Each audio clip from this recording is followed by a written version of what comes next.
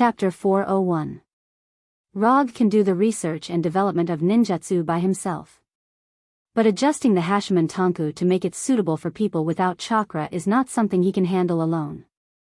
Not to mention the various troubles encountered in the process of testing and adjustment, just the amount of data needed in the test and adjustment is not something he can calculate by himself. Although ninjutsu is not a science, sometimes, it has to pay attention to scientific laws.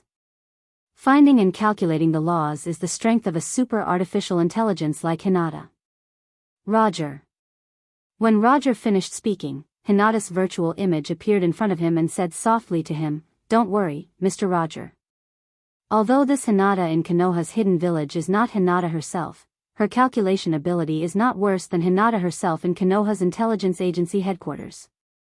After all, compared with Hinata herself who needs to deal with a lot of tedious things in Konoha's intelligence agency, the workload of this Hinata is relatively less. After instructing Hinata, Rog took out a piece of white paper from the drawer of his desk and began to summarize his next training plan. The first thing to do is to practice Byakugan and Gentle Fist, which are one of his trump cards in the future when facing enemies like Thanos who have a strong body. So, he wrote the words Byakugan and Gentle Fist on the white paper and added a number in front of them. In addition to Byakugan and Gentle Fist, Sharingan and Sage Body are also the focus of his training plan this time. Until now, his Susanoo has not completed the third form with armor, so Sharingan still needs to be further improved. As for Sage Body, this directly affects his physical strength, speed, endurance, recovery, and other basic attributes. It is also a link that cannot be ignored. And Sage Body is also the key to evolving Manjiki Sharingan into Rinnegan in the future. Under normal circumstances, he needs to evolve his Manjiki Sharingan into Eternal Manjiki Sharingan, and then evolve it into Rinnegan through the fusion of Hashirama's cells. This is the method used by Uchiha Madara. Although this method is a reliable way to improve, for Rog, this method has innate and irreparable defects. He doesn't have a brother in this world, let alone a brother who has the Manjiki Sharingan. Therefore, he had no way of upgrading his kaleidoscope to the level of Eternal Kaleidoscope. Since he can't have the Eternal Manjiki Sharingan, one of the prerequisites for the Rinnegan, he can only start with the cells of Hashirama. Uchiha Madara's Rinnegan evolved from the Eternal Manjiki Sharingan and the transplantation of Hashirama's cells. And Roger intends to take a different path in the details, but the principle is the same, the path of Rinnegan. He wants to use his Manjiki Sharingan and Hashirama's Sage Body to evolve his own Rinnegan. Although he can't have the Eternal Manjiki Sharingan like Madara, he can have Hashirama's cells that are stronger than Hashirama's. In this way, he can offset the shortcomings of the Sharingan and evolve his own Rinnegan. Of course, this was only a theoretical evolution process. In the specific process of opening the eye, there would definitely be some small problems in other aspects. Thus, he wrote down the second content of his cultivation plan on the white paper.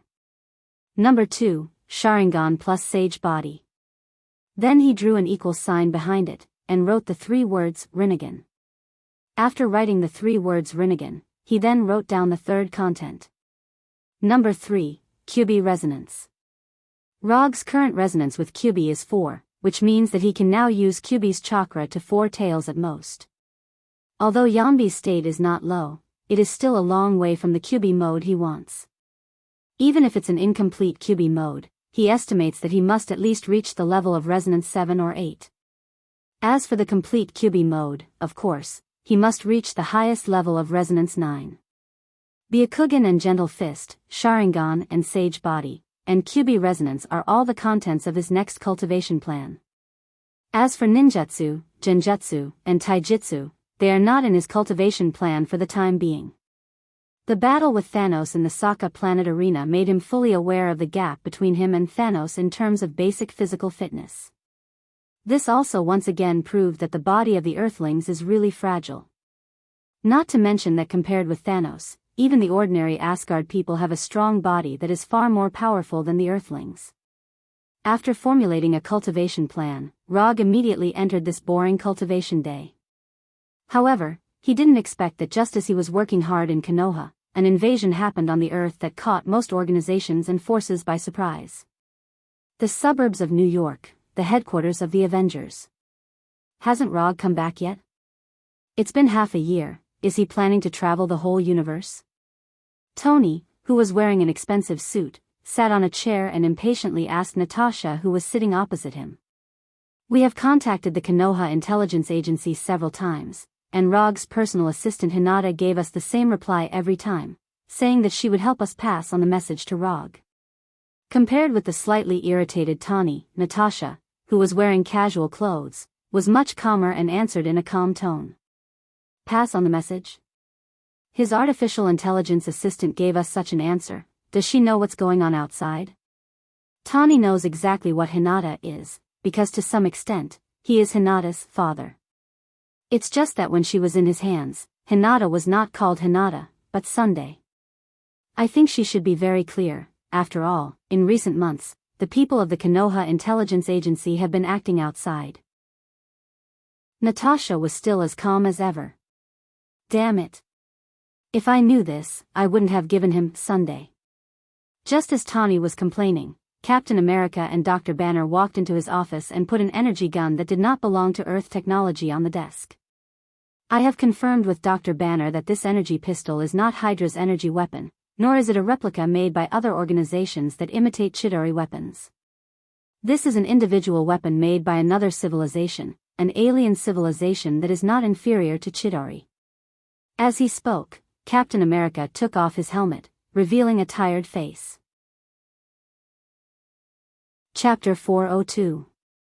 Washington, Konoha Intelligence Agency Headquarters. When Rogers and Dr. Banner came to Tani's office with energy pistols that didn't belong to Earth, Konoha's intelligence agency was also holding a secret meeting attended by a few people. Frank the Punisher, Bronsky the Abomination, Daisy the Shockwave, Pietro the Quicksilver, Walter the Scarlet Witch and other well-known superheroes in Konoha gathered in the highest-level conference room of the headquarters building at this time. Unlike the relaxed atmosphere of the headquarters in the past, at this time, a dignified look appeared on the faces of the Punishers and others, and an oppressive silence enveloped the entire conference room. We can't let things get worse. I suggest contacting Rog immediately. We need him now. The first to speak was Daisy. She said with a gloomy face, staring at the empty seat at the top of the long conference table. To be precise, she was looking at the virtual three-dimensional projection standing next to this seat. The main seat at the top of the conference table belongs to Rog. Although he hasn't returned to Earth for more than half a year, even so, no one dares to sit in this seat that belongs to the director of Konoha's intelligence agency, and only belongs to Rog. Hokage-sama is cultivating in Konoha's hidden village. I have reported the current situation to Hokage-sama and obtained full authorization from Hokage-sama. The virtual three-dimensional projection next to Rog's seat is none other than his personal artificial intelligence assistant, Hinata.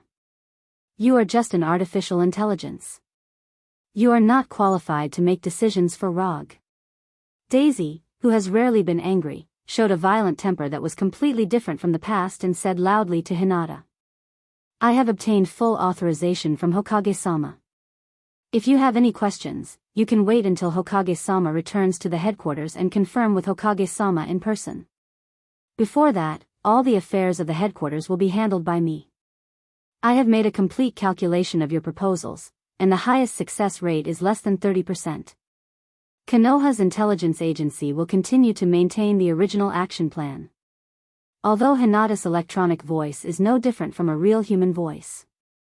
But at this time, her words made people feel the innate cold-blooded and ruthless machine creation. Since Rog-sama has given Hinata full authorization, we should act according to the previous established plan. If Konoha's strength is damaged because of our actions, Rog-sama will not be happy when he comes back. When Daisy's anger was about to erupt like a volcano, the Punisher on the left spoke.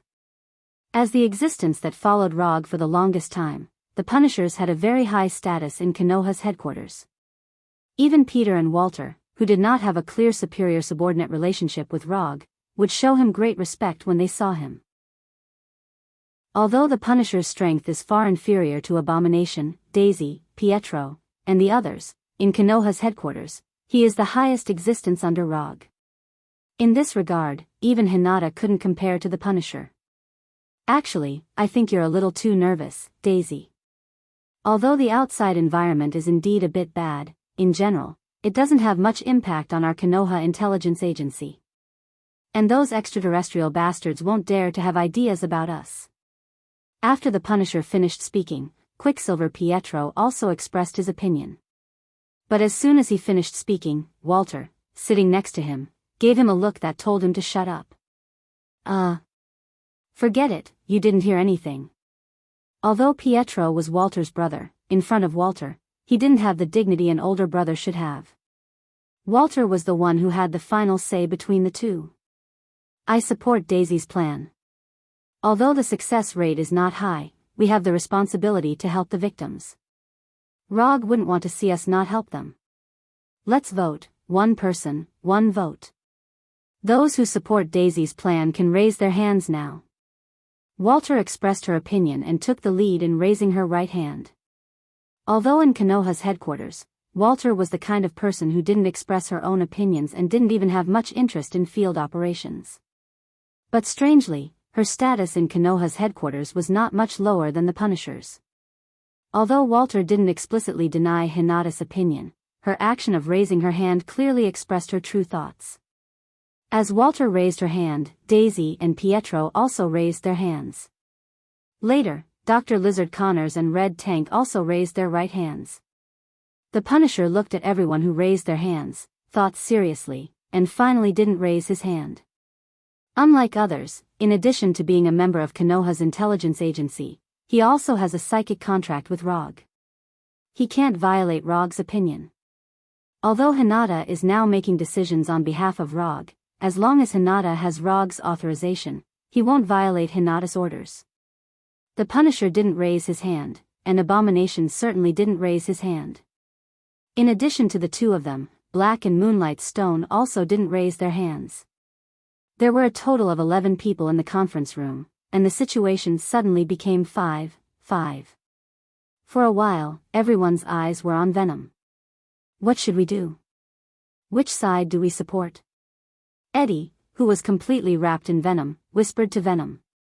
Venom didn't come alone, his host Eddie also came with him. Unfortunately, as Venom's host, Eddie doesn't have any right to vote. If Eddie wasn't Venom's host, he wouldn't even be qualified to appear in this conference room. Don't look at me like that, I will only listen to Rog's arrangements. Since Rog has delegated power to Hinata, then I will listen to Hinata's arrangements. Venom spat out his long, red tongue and said casually. 6-5, Daisy's plan failed by one vote. The scene that happened in Konoha's intelligence agency headquarters was quickly learned by Rog. Although he hasn't returned to Earth in the past 6 months, this doesn't mean that he knows nothing about what happened on Earth. Glancing at the surveillance video of the conference room that Hinata sent, Rog sighed helplessly. Walter is more popular than I thought. Let's not talk about Daisy and Pietro. They will definitely support Walter. But what I didn't expect was that Dr. Connors and Red Tank would also stand on Walter's side. At this time, Rog wasn't in the practice room, but in the office of the Hokage building. After watching the surveillance video, he stood up from the chair and came to the window, looking at the sun that was about to set in the distance. Forget it, let's go back first. If I let the Skrull people continue to play, I don't know what the consequences will be. It's time for this farce to end. Chapter 403. The big event that gave Tawny and other Avengers headaches and caused Konoha to be divided, to some extent, is not a particularly serious matter. At least in the eyes of Rog, who has the aura of a prophet, this big event is not serious. Simply put, the big event that happened on Earth now is the legendary secret invasion of the Skrulls. As for why the secret invasion of the Skrulls suddenly broke out at this time, because there is still not enough information, Rog is not particularly clear for the time being. However, there was one thing he was sure of. The evil version of superheroes that appeared on Earth was a smokescreen created by the Skrulls using their own racial abilities and advanced technology that surpassed Earth's civilization. At this point, it was necessary to mention what had happened on Earth during the past 6 months that Rog had been cultivating. After Rog sent Dr. Banner, who was kidnapped by the rope grass slavers, back to Earth, Dr. Banner resumed his superhero career as Hulk to fight evil and save the world and people. Hulk's heroic actions, in the eyes of the general public, were not a problem because he did this before. But no one thought that shortly after Hulk resumed his heroic actions, Hulk's reputation plummeted at a speed visible to the naked eye. Now, Hulk is no longer regarded as a superhero, but as a violent vigilante who ignores the law. The reason for such a huge reversal in reputation is due to one of Hulk's actions. It was a normal fire rescue activity. Hulk came to the scene of the fire and rescued ordinary people trapped in the sea of fire. If one only looked at the results, this operation was very normal. After all, Hulk had successfully rescued the victims of the disaster. But the problem was that while rescuing the victims, the careless Hulk accidentally overturned the burning building. Then, the collapsed building killed the firefighters on the scene, as well as a large group of reporters on the scene. If this kind of accident only happened once, people's reputation for Hulk would not have deteriorated so badly. After all, this was just an uncontrollable accident. However, ever since this accident happened, news of Hulk harming innocent people and his subsequent heroic actions kept appearing. Not only was Hulk's action like this, even Iron Man and Captain America, the face of the Avengers, were the same. They worked hard to uphold justice and save people's lives, but their righteous actions took away the lives of more innocent people. For example, when Iron Man organized the bank robbers, the missile fired accidentally detonated a nearby oil tanker. Another example is when Captain America attacked the black market weapons dealer, the bomb at the scene killed other residents around him. On the surface, these heroic actions seemed to be upholding justice, but they took away the lives of innocent people again and again. And this kind of incident of innocent people being injured in action didn't only happen to famous hero teams such as Konoha and the Avengers. Even the less famous vigilante teams, such as the Defender League, that just appeared in Hell's Kitchen, have also had similar accidents. As accidents continued to happen and certain people added fuel to the fire, the profession of superhero suddenly fell to the level of a rat crossing the street. Now, there were protests against superheroes almost every day, asking the government to regulate these superheroes with extraordinary abilities. There were even many government members who took advantage of the situation to propose a superhero registration bill, requiring every superhero to register their identity and accept government jurisdiction. This was not the first time the Avengers had encountered this kind of opposition from the public. The previous Seoul incident caused by Ultron had already caused the Avengers to experience a similar protest. However, this protest was completely different from before. Because these accidents that caused the deaths of innocent people were not done by hero teams such as the Avengers and Konoha. After Hulk's first accident, the Avengers found that something was wrong. At that time, Dr. Banner was conducting research in the Avengers headquarters. It was impossible for him to appear at the scene of the fire to rescue the trapped people, let alone collapse the building and kill the firefighters and reporters at the scene. Similarly, Konoha also found that something was wrong with the accidents caused by the impersonation of Konoha's heroes. Although the Avengers and Konoha had made a public explanation of this, it was a pity that the people did not believe the evidence they provided. Instead, they thought that this was fake evidence in order to escape responsibility. The protests and distrust of the people were only one aspect. What was even more troublesome was that the hero teams represented by the Avengers and Konoha were protested and targeted at the official level. Now, a large number of protesting people gathered around the headquarters of the Avengers and Konoha headquarters, as well as military forces arranged by the military. People protested, the government targeted, and these superheroes on Earth suddenly became the most unpopular existence. Rog looked at the various evidence and information sent by Hinata and saw what was going on at a glance. Using high-tech in their own transformation ability, the Skrulls transformed into superheroes on Earth and put the blame on the superheroes.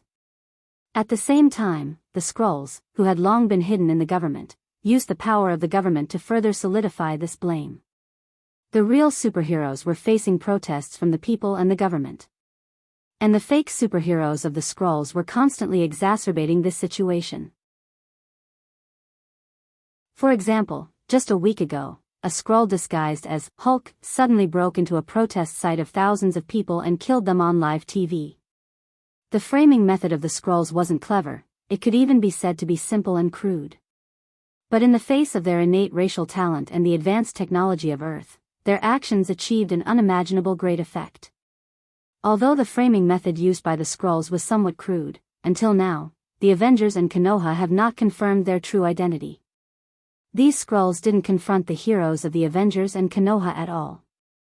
The real heroes haven't appeared yet, but these fakes have already disappeared. Only Rog, who had the aura of a prophet, could see the truth of the matter at a glance. Although it wasn't quite the same as what he remembered, Rog was certain that this incident was caused by the secret invasion of the scrolls. Chapter 404. Hinata, pull up all the information about the scroll. Rog, who was standing in front of the huge window, said, then turned and sat back on the chair. Yes, Hokage-sama. In just 2 or 3 seconds, Hinata projected a holographic image of the scroll's information in front of Rog.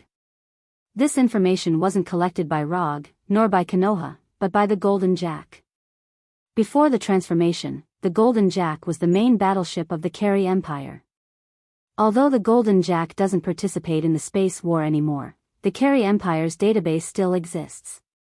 The scroll was one of the main enemies of the Carey Empire, and there is a lot of information about them in the Golden Jack. It's also worth mentioning that in order to avoid losing the precious information in the battleship, Rog asked Hinata to make 2 copies of the Golden Jack and put them in the Konoha Intelligence Agency headquarters and the Konoha Hidden Village. According to the internal information of the Carey Empire, Logue knew that a few decades ago, the Carey Empire had conquered the mother planet of the Skrulls, turning the Skrulls into wanderers in the universe. The strength of the Skrull is now far from its heyday, but even so, the level of technology they have mastered is far beyond that of the Earth. According to the records, in ancient times, the Skrull were divided into 2 kinds. One is the mutant Skrull with the ability to transform at will, and the other is the eternal Skrull who can't transform but are very powerful. Later, the mutant Skrull destroyed the eternal Skrull and became the ancestors of the modern Skrull. This is the reason why the current Skrull have the ability to transform. Currently, the Skrull people all had the ability to shape-shift at will, but their shape-shifting abilities varied. The average Skrull can only change their appearance at will and disguise themselves as other races. Moreover, they don't need any auxiliary means to transform. As long as they look at the target, they can perfectly transform into the target, and even their voice will be the same.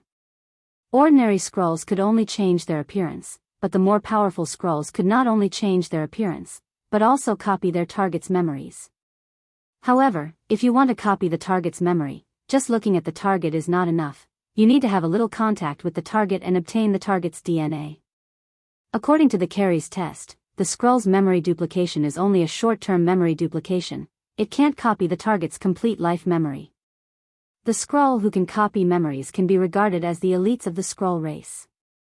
However, this isn't the limit of the Skrull race. In the Skrull race, there is also the Super Skrull. The Super Skrull can not only copy the target's memory, but they can also copy the target's ability and make themselves the same as the target. As for how the Super Skrull's ability, the Carey Empire didn't study the theory of the Skrull's race. This was because even though the Carey Empire had conquered the Skrull homeworld, they didn't manage to capture a single Super Skrull. If they didn't see the perfect copy of the Super Skrull on the battlefield, the Carey would have suspected that the Super Skrull was an extinct existence like the Eternal Skrull. In Rog's memory, the Super Skrull's secret invasion was caused by the Super Skrull's disguise as the Avengers, causing a serious crisis of trust within the Avengers, which eventually led to the secret invasion of Earth. From the various superhero-related incidents reported by Hinata, Rog hasn't found any signs of the Super Skrull. However, this doesn't rule out the possibility that there are no Super Skrulls on Earth. Who knows if the Skrull used advanced technology to copy the superhero-related abilities, or if the Super Skrull among them copied the superhero-related abilities. After all, some things can be achieved with technology even without genetic mutation. Rog wasn't interested in the Skrull's ability to transform and copy memories, because his transformation and Sharingan's illusion can achieve similar effects. However, he was still very interested in the Super Skrull's ability to copy the target's abilities. One of the Sharingan specialties is copying, but it can only copy the target's movements and abilities that don't involve genetic mutation. The Super Skrull's ability to copy has obviously broken through this limit. He doesn't know why, but ever since he met the Treant Groot in the land of nothingness, Rog began to understand Orochimaru more and more. Master all the truths of time, learn all the ninjutsu abilities. This kind of future is really tempting. However, understanding is one thing. Rog has no idea of developing into a Franken ninja like Orochimaru for the time being. The reason is simple, he has more cards in his hand than Orochimaru, and he hasn't reached the point where he needs to break through the taboo to gain power. Hinata, make a copy of the adjusted Hashimoto Tonku and send it to Konoha's headquarters. I should go back to fulfill my promise. As soon as his voice fell, a brilliant aurora-like light appeared around Rog's body. In the next second, his figure disappeared, and in an instant, he went from the office in the Hokage building to the transmission base connecting the Earth and the planet Tatooine. When the black boulder liquefied into a pool of petroleum-like liquid, Rog didn't even think about it and directly jumped in. In a few seconds, he returned from Konoha's hidden village to Konoha's intelligence headquarters, which he hasn't returned to for half a year. More than 10 minutes later, Tani in the headquarters received a call from Rog. I heard that you have been troubled by a group of aliens recently. This is not your style. As soon as Rog's voice sounded, Tani on the other end of the phone complained with dissatisfaction. You still have the nerve to say that. Do you think everyone is like you, throwing everything directly to their artificial intelligence assistant? Rog didn't have time to explain what is the reasonable use of the potential of artificial intelligence. Tani's voice sounded again. Don't talk nonsense. You should already know what is going on outside now. Let's meet, you choose the place, and I will decide the time. Tani seemed to give a fair choice. But in the next second, he said the time of the meeting. I choose to meet now, you choose a place. This was indeed Tony Stark's way of doing things. Chapter 405. Now. Okay, the location is at Konoha's intelligence agency headquarters. You haven't been here yet, so this time you can come and have a look. Tani wanted to tease Rog, and Rog certainly had to do something. Konoha's intelligence agency headquarters? No problem, in 5 minutes, you open a portal, and I'll bring people there right away. Tani froze for a moment, then replied calmly. Why do you want me to open a portal? It's you who wants to come over, not me who wants to pick you up. Rog wasn't surprised that Tani knew that he could open a portal. After all, Natasha and Scott have seen his portal, so it's normal for Tani to know about it. Okay, stop fooling around. Open a portal. You should know that recently, it's not suitable for us to leave the headquarters base openly. Tani on the other end of the phone finally stopped joking and said seriously. Okay, in 5 minutes, I'll wait for you in the conference room here, and you can bring people over. The entrance of the portal, I'll open it in the conference room where we met last time. After confirming the time to open the portal with Tani, Rog looked up at the holographic image of Hinata in front of him and said, Inform Daisy and Walter, let them all come to the big conference room on the 5th floor. Konoha is going to work with the Avengers for once. Okay, Hokage-sama.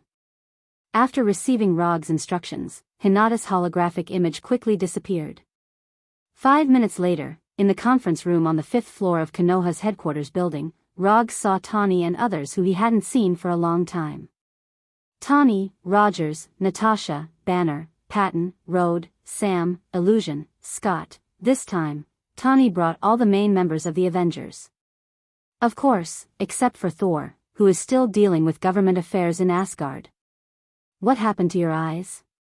As soon as they met, Tani saw that Rog's eyes were no longer blood red and asked with concern. It's nothing. It's just a side effect of obtaining some kind of power. Rog did not explain the supercilious eye to Tani. Not only did he explain it to Tani, but he also explained it to Daisy and Walter. The more he explained, the more troublesome it would be to roll his eyes. Therefore, in order to avoid trouble, the best thing to do was to quell their curiosity from the beginning. Sit anywhere you like. After giving Tani a gentle hug, Rog said to the side.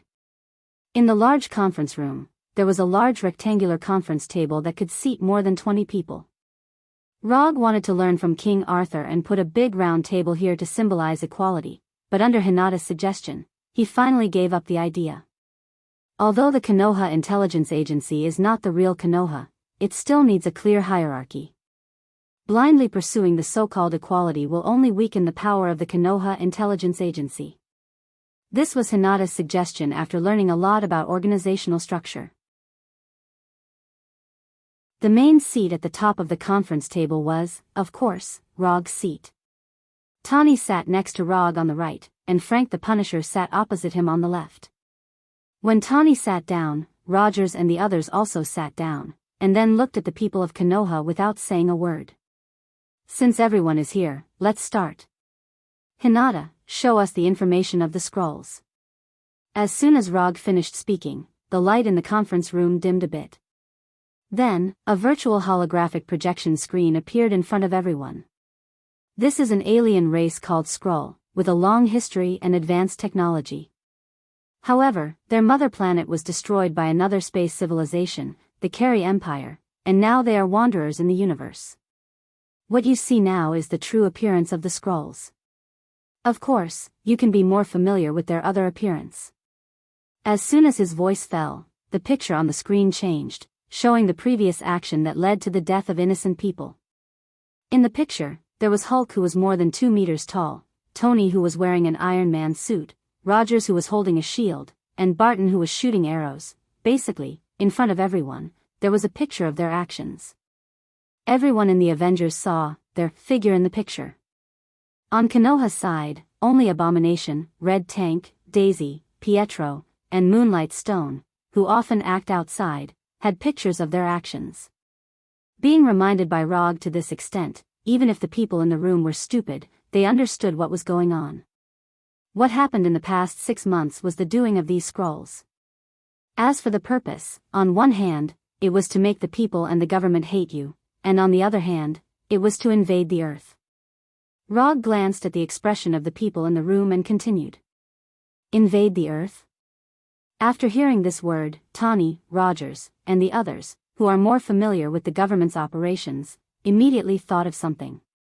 You mean, they are not just imitating us? Rogers took the lead and asked. In fact, I prefer to use the word transformation to describe their ability. The Skrull race is a natural spy race. Their racial talent allows them to transform into anyone's appearance. Having said that, Rog paused for a few seconds, and then said in a serious tone, you guessed right, they are also in some of the government agencies. Maybe the recent report against the Avengers and Konoha was written by them. After Rog finished, even Venom and Dr. Connors, who didn't have much contact with the government, realized the seriousness of the matter for the first time. Since you already know who they are, then you should also have a way to distinguish them, right? Tani asked with a frown. I can distinguish them, but this is my personal ability. As far as I know, there is no instrument that can directly distinguish the Skrulls in the state of transformation. Of course, if you can invent one, that would be even better. Rog was telling the truth, because even the Carey Empire, which destroyed the Skrull's mother planet, has not invented an instrument that can reveal the Skrull's true form. In this regard, the only thing that could be counted on was Tony's brain, which had been turned on a cheat. Tani can even create a space-time tracking device, and inventing an instrument that can see through the transformation of the Skrulls shouldn't be too much of a problem for him. Does this race have any shortcomings? Tani didn't immediately answer Rog, but Natasha, who was sitting in the third seat on the right, raised her own question. Of course. Although the transformation ability of the Skrulls is very powerful, it can even be considered perfect. But their individual strength is not strong. If it is an ordinary Skrull, everyone here has the strength to defeat them. But the premise is that you can distinguish them, and you only met an ordinary Skrull. Rog emphasized the word ordinary. Ordinary? Then what if it is not ordinary? Natasha cooperated and asked again. This is the reason why the Restoration Alliance is cooperating with Konoha this time. Ordinary Skrulls can only change their appearance, the more powerful ones can also copy short-term memories, but these aren't too big of a problem. The real problem is the Super Skrull. When Rog mentioned the Super Skrull, the holographic screen in front of everyone changed again. The Super Scroll and ordinary scrolls have no difference in appearance, but the Super Scroll can not only transform and copy memories, but also copy the ability of their target. For example, if a Super Scroll turns into Hulk's appearance, then it is very likely that he has the same strength as Hulk. Although the ability copied by the Super Scroll is a counterfeit, it won't be too different from the original. When Rog finished speaking, the conference room suddenly fell into a dead silence. Chapter 406. A group of fake Hulks that aren't much weaker than Hulk. Even if there are only 10 of these fake Hulks, as long as there are 2 or 3 of them, it would be enough to cause an unimaginable disaster.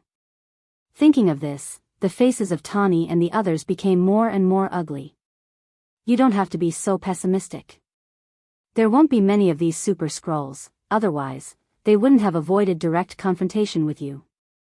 Rog glanced at Tawny and the others and continued. According to the records of the Carey Empire, the proportion of Super Scrolls in the entire Skrull race isn't very high. It's about 1 in a few hundred ordinary Skrulls. So in general, they don't need to worry too much about these Super Scrolls. I hope so. Tawny replied weakly. The current situation is bad enough. If these Super Scrolls that can replicate abilities are added, the situation will only develop in a worse direction. Anyway, thank you for bringing back this information, at least let us know who the enemy is. After sorting out his somewhat depressed mood, Tawny thanked Rog. You don't have to be so polite. Although the philosophy of the Restoration Alliance in Konoha is not the same, at this time, we are allies on the same front. Rog replied with a smile. In the following time, Rog and Tawny discussed the sharing of the Restoration Alliance and Konoha's intelligence network, and shared the information they have obtained with each other. After discussing the general details of the cooperation, Tawny returned to the Restoration Alliance headquarters with the Americans. However, when they returned to the Restoration Alliance headquarters, Rog left Dr. Banner, or more accurately, Hulk behind. Until a living Skrull is captured, or until Tawny develops a device to identify Skrulls, Konoha and the Restoration Alliance can only continue to endure the Skrulls' behavior of throwing blame at them. Knowing the existence of the Skrulls doesn't mean that they can immediately reverse the current situation. They still have a lot of preparation to do if they want to truly stop the Skrulls' secret invasion.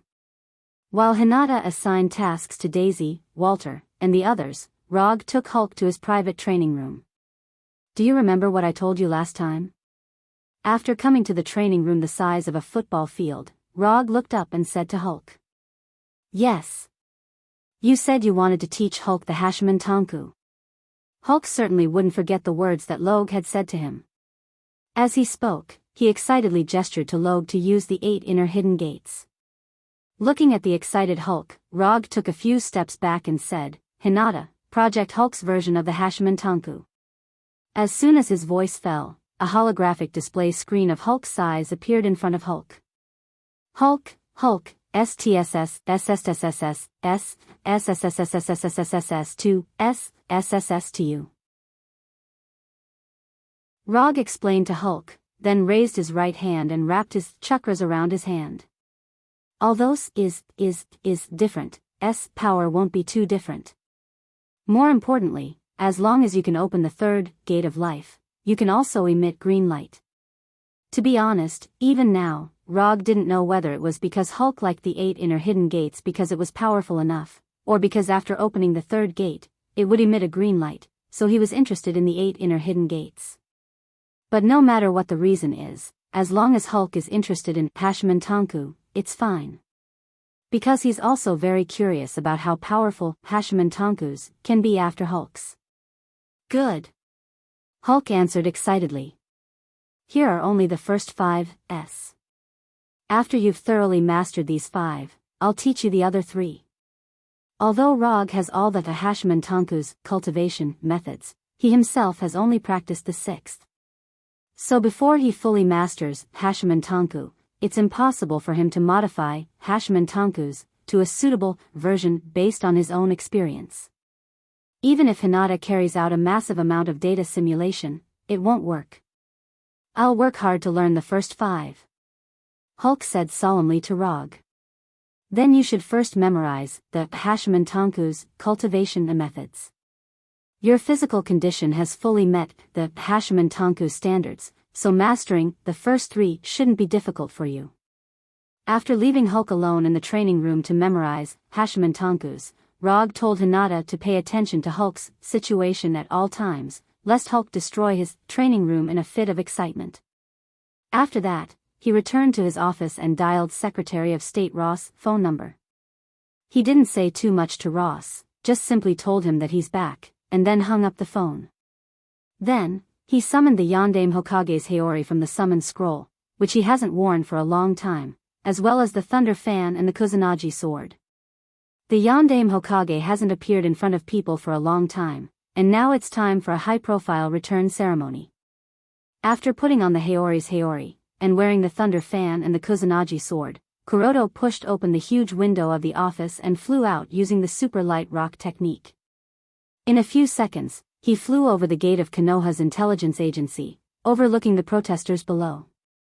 Since the establishment of Konoha's intelligence agency, the most intuitive evaluation of Konoha's is. But now, the protesters below seem to have completely forgotten Konoha's domineering style. Just as Rog, who was floating in the air, looked at the protesters in front of Konoha's headquarters gate, a reporter standing outside the protest crowd moved his sore neck. Then, he saw Rog floating in the air. This person is... At the first sight of Rog, the male reporter couldn't recognize him for a while. Instead, he thought about who in Konoha has the ability to fly.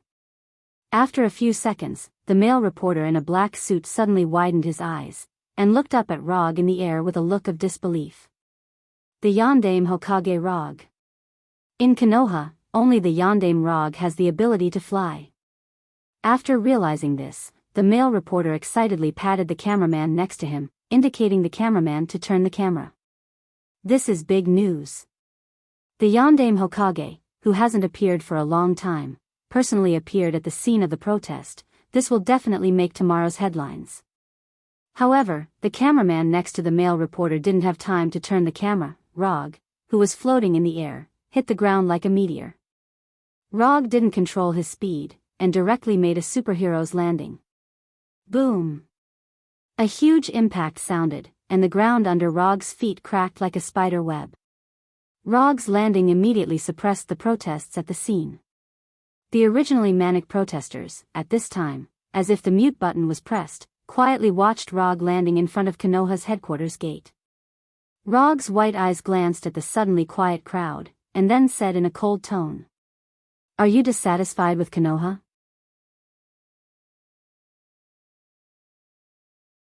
Chapter 407. In an instant, all the cameras were aimed at Rog, who was falling from the sky, and the dazzling flashes continued to light up. No one thought that Rog would appear at the scene of the protest at this time, and in such an unfriendly way. Unlike the protesters who suddenly quieted down and showed a panicked look, the reporters present couldn't help but smile. Big news, this is big news in the true sense. Protests like this have happened countless times in the past 6 months. Even the news media and the vast majority of the audience have lost interest in these daily protests. If it weren't to avoid missing big events, such as the scene of Hulk killing at the scene of the protest, these news media wouldn't even be interested in arranging for reporters to come. After all, the same drama has been staged for 6 months in a row, and the audience has long been tired of it. Therefore, the reporters sent by the media were either small-time reporters who weren't famous, or people who were on the fringe of the station. However, no one thought that. It was such an ordinary protest that attracted the fourth Hokage, Rog, who hasn't shown up for a long time. Rog ignored the reporters and just looked at the protesters in front of him with a cold expression. Time passed by second, under the strong pressure of Rog. These originally fanatical protesters are now like frosted eggplants, completely deflated. Just when Rog was considering whether to release some killing intent to scare away these people who don't know the immensity of heaven and earth, a strong man in his 30s came out of the crowd. Yes. We are dissatisfied with Konoha. We are not only dissatisfied with Konoha, we are also dissatisfied with you superheroes who ignore human life. The man was a little afraid at first, but after seeing Rog not saying a word, his courage suddenly surged into his heart and he spoke loudly to Rog. "We don't need your protection, we want," however, just when the man planned to completely occupy the initiative of public opinion, Rog, who was 5 or 6 meters away from him, suddenly appeared in front of him like a ghost. "What do you want to do? Do you want to stop me with violence?" "I tell you, we are not afraid of you, Roger didn't let the man continue to blabber on. With a roundhouse kick, he viciously kicked the man's chest, sending him flying. Although Rog didn't use much strength, the man couldn't resist his roundhouse kick and flew out in an instant, knocking over the crowd behind him. No one thought that Rog would actually dare to do it, and in front of the protesters and reporters. After kicking the man, Rog stood in the same place with a gloomy face and said in a cold tone, "All of you get out of here." For a time, a biological instinct, a sense of crisis emerged in everyone's heart. This time, Rog directly released a small portion of his killing intent. Roger's murderous intent instantly suppressed the anger that was about to ignite in the protesters, once again turning them into frosted eggplants. You dare to kick me. You're finished. Did you see that? This is the self-proclaimed superhero Yandame Hokage. He attacked innocent people like this. The other protesters, because of the killing intent released by Rog, didn't dare to make a sound. However, the man who was kicked away by Roger didn't feel the killing intent released by Roger because of the pain, or because he was blinded by anger, pointed at Roger and shouted loudly. Roger didn't know if it was because of the pain, or because he was blinded by anger. Looking at the excited man who couldn't wait to point his finger at his face, Rog put his left hand on the Kusanagi sword at his waist. Just as the man continued to loudly encourage the crowd around him, trying to suppress Rog with the power of public opinion, Rog once again flashed in front of him. But this time, with Rog came the Kusanagi sword in his hand. Wouch! The Kusanagi sword, without the lightning and chakra, drew a silver-white arc and directly cut through the man's neck. In the next second, a head with an exaggerated expression and bright red blood flew into the air. Like a basketball that had been missed, it fell into the crowd. Inciting ignorant people, slandering state officials, attacking state intelligence agencies, according to the relevant laws, beheading on the spot. After wiping the blood off the Kusanagi sword, Rog said expressionlessly. After that, Rog turned his head to look at the camera on the left and continued, "In order to protect the life and property of every citizen of the United States, from today onwards, Konoha Intelligence Agency will investigate all related protests according to the law and arrest the people behind the scenes." Rog's words were broadcasted in the first place, and in the form of breaking news, it appeared on the major media news channels. In fact, not long after he appeared on the scene, the reporters on the scene urgently contacted the live broadcast room and broadcast the scene for the first time. Looking at the scene where Rog kicked the man and then directly killed him, all the people who watched this scene had the same thought in their mind. Konoha Intelligence Agency is really going to make a move. However, Rog's declaration didn't end there. When he put on the Kusanagi sword that was no longer stained with blood, he said again, "Rog, the current director of Konoha Intelligence Agency, now authorize the operations of Konoha Intelligence Agency according to the law. During the operation of Konoha's relevant personnel, if there is any obstruction, the personnel can use force according to the law to kill the obstructor. For the relevant personnel who obstruct Konoha's operations or assist the people behind the protests to avoid investigation, Konoha will fully investigate their social relations and do its best to protect the safety of citizens and the state." Although Rog said it very euphemistically, as long as one has the basic ability to think, they can see the real meaning of this authorization declaration. Simply put, if you participate in protests or obstruct Konoha's investigation, Konoha's personnel will not only kill you, but also investigate your family, parents, and friends. Of course, the means of investigation may be a bit different from the civil rights of citizens. However, this is not the first time Konoha has done this kind of thing. When Konoha captured the remaining members of Hydra, Konoha did something similar. It's just that at that time, Rog didn't disclose the authority of Konoha's personnel to the public. But this time, not only did he directly disclose the authority of Konoha's personnel to the public, but he also did it after killing a protester. Rog is different from Tani and others. He has no feelings for this country. More importantly, he won't be bound by public opinion or official procedures like Tawny and others. Violence can't solve all problems, but sometimes, violence is the best way to solve problems.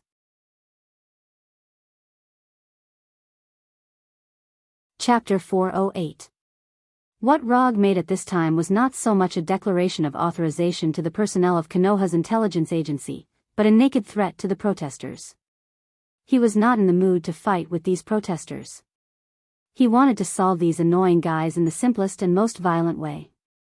If there is really a guy who is not afraid of death, then he doesn't mind letting them see what is called Konoha's hegemony.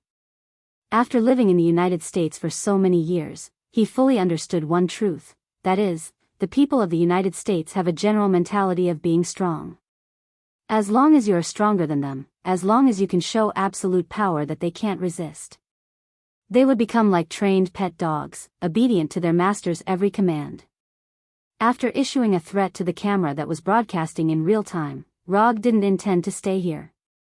He directly used the super light rock technique to fly up and flew toward the temporary military camp station not far from Konoha's headquarters. After solving the protests from ordinary people, it is natural to drive away the watchdogs arranged by the military. Watching Rog's figure quickly disappear into the distance, the protesters and reporters gathered in front of the gate of Konoha's intelligence agency showed a complex look of anger and fear. Anger because of Rog's straightforward threat. Fear stemmed from the memory of Log's terrifying strength. Not long after Rog left, the protesters who had gathered in front of Konoha's gate for several days immediately disappeared. Even the various garbage left by them was cleaned up by them. Rog is not worried about whether the protesters will continue to gather in front of Konoha's gate and refuse to leave. If these people still don't leave when he returns to Konoha, then they don't have to think about leaving. Using thunder-like means to solve the various protests facing Konoha and the Restoration Alliance is something he has planned for a long time. However, he didn't tell Tawny and others about his plan. Not long after, Rog flew over the temporary military camp a few kilometers away from Konoha's headquarters and looked at the army below. Without any hesitation, he made another superhero landing and landed directly in the center of the military camp. Boom! The sound of a huge collision rang out, like the sound of a bugle horn, causing the entire military camp to come alive. Within a few seconds, several heavily armed teams came to the vicinity of Rog, looking vigilantly at the fourth Hokage who fell from the sky.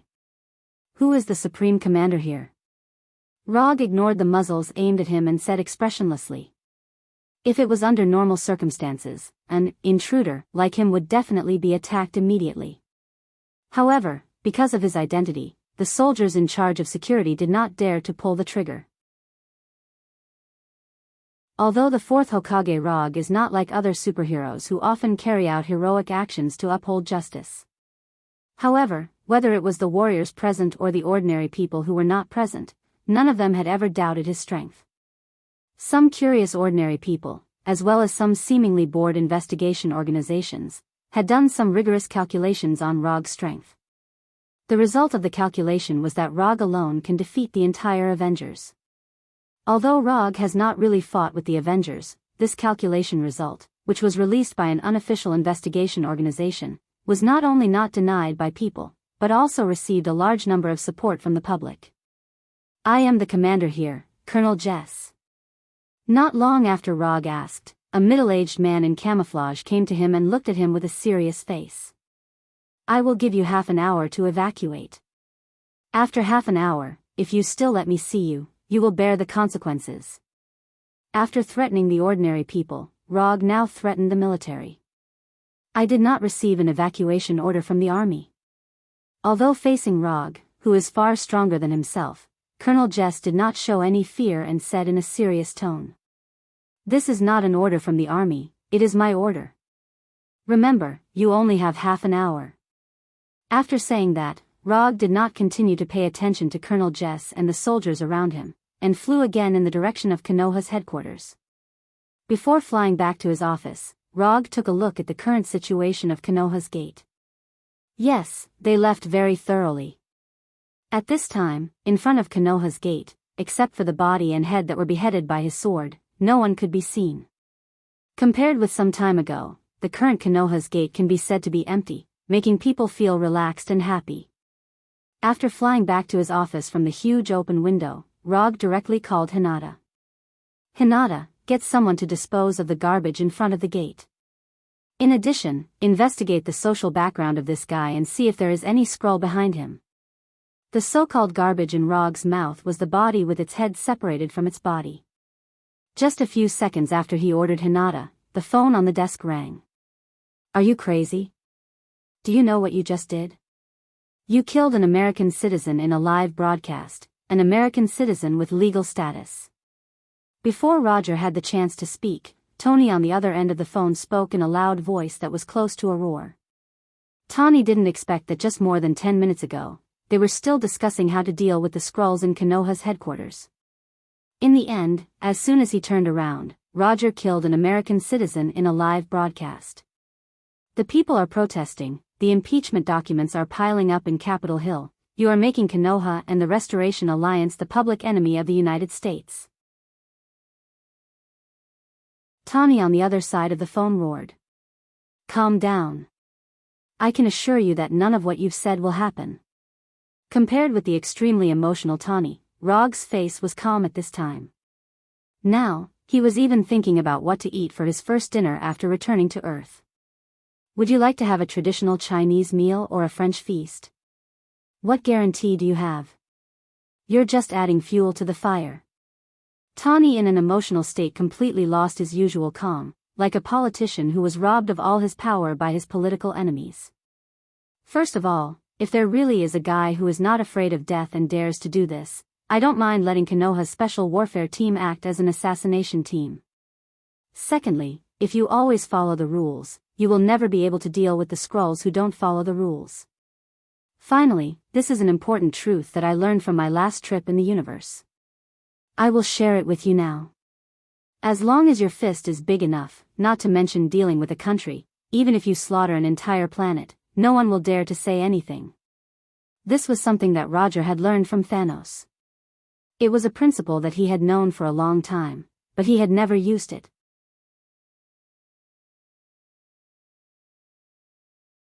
Chapter 409.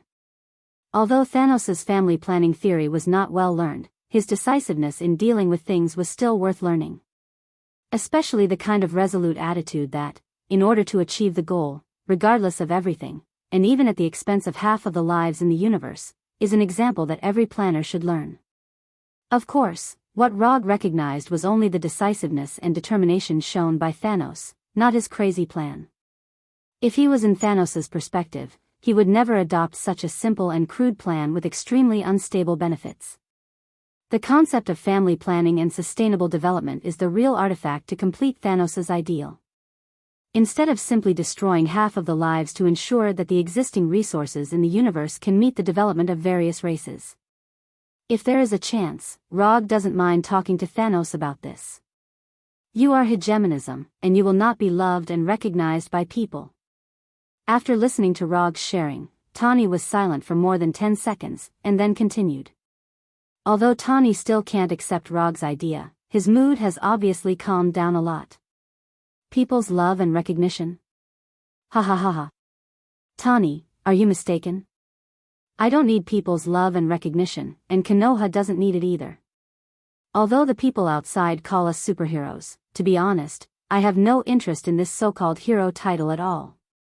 At this point, Rog paused, and then said in a very serious tone, I never wanted to be a hero. I just want to protect the people around me and maintain my current life. I don't mind helping ordinary people who need help, and I can also use my own ability to maintain peace. However, the premise of all this is that I am willing to do it. If I have such strength, I have to help or save others unconditionally. This is not a superhero, this is called moral kidnapping. So, I don't care what others will think of me. Even if people outside say that I am a cold-blooded butcher or an overbearing dictator, I don't care at all. Rog didn't want to talk to Tawny about this, but after hearing Tawny naively say the words hegemonism and people's love, he felt that it was necessary to let Tawny know his true thoughts. Speaking of hegemonism, the United States is the biggest hegemonism on the earth. Tawny didn't expect that Rog's ideas would be so extreme. But thinking about it, what he said still made some sense. Although his approach was a little tough, he still controlled his actions and didn't really start a massacre or go on a rampage. Forget it, that's it. Since you dare to do this, it means that you are sure. After saying that helplessly, Tony hung up the phone. After ending the call with Tony, Roger didn't stay idle and immediately issued the latest action orders to all action teams in Konoha in the name of the director of Konoha's intelligence agency. With New York and Washington as the center, thoroughly investigate all protest actions. Since the Skrull people used the card of encouraging people to protest superheroes, then Rog didn't mind directly tearing up this card. The practice of public pressure may be useful for native superheroes like Tawny. But for Rog, who doesn't play by the rules at all, it doesn't make sense at all. Only when people care about public opinion and people's evaluation, this kind of public pressure will have the desired effect. What Rog did was to openly stand on the opposite side of public opinion and directly use force to threaten these people. Only magic can deal with magic, similarly, only hooligans can deal with hooligans.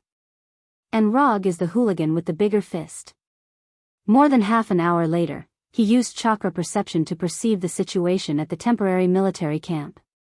As he expected, after he personally appeared and issued a threat, the military behind the temporary military camp chose to take a step back and withdraw the troops stationed near Konoha's headquarters. After solving the public opinion and official surveillance, Rog didn't plan to continue for the time being. The Skrull people's shape-shifting ability allows them to easily hide in the crowd. So before there is any more reliable information, he won't plan to make a move. After throwing the Kusanagi sword, Thunder Fan, Haori, and other equipment back into the summoned scroll, Rog returned to the practice room. At first, he was a little worried that when Hulk memorized the contents of the Hashman Tanku, he would involuntarily practice it and then collapse his practice room. But when he returned to the practice room, he found that he somewhat overestimated Hulk's memory. At this time, more than half an hour has passed since he left the practice room, but Hulk didn't even remember the contents of the first door. This progress is a bit worrying.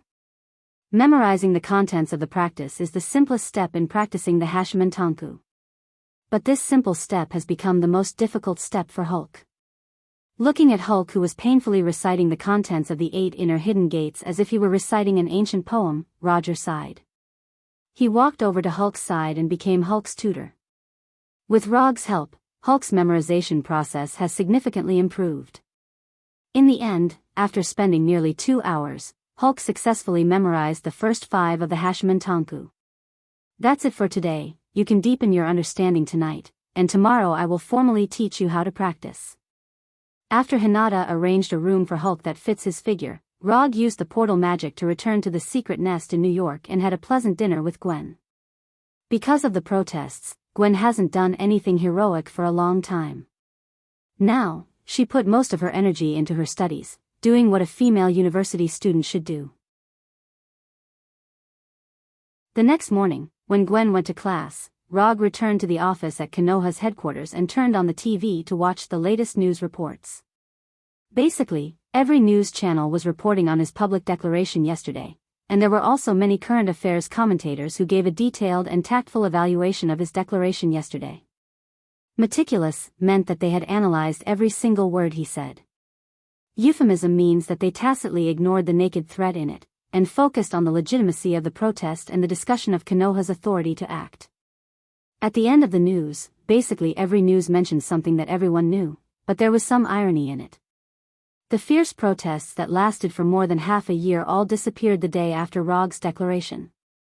There were no protests, no demonstrations, everything seemed to have returned to half a year ago.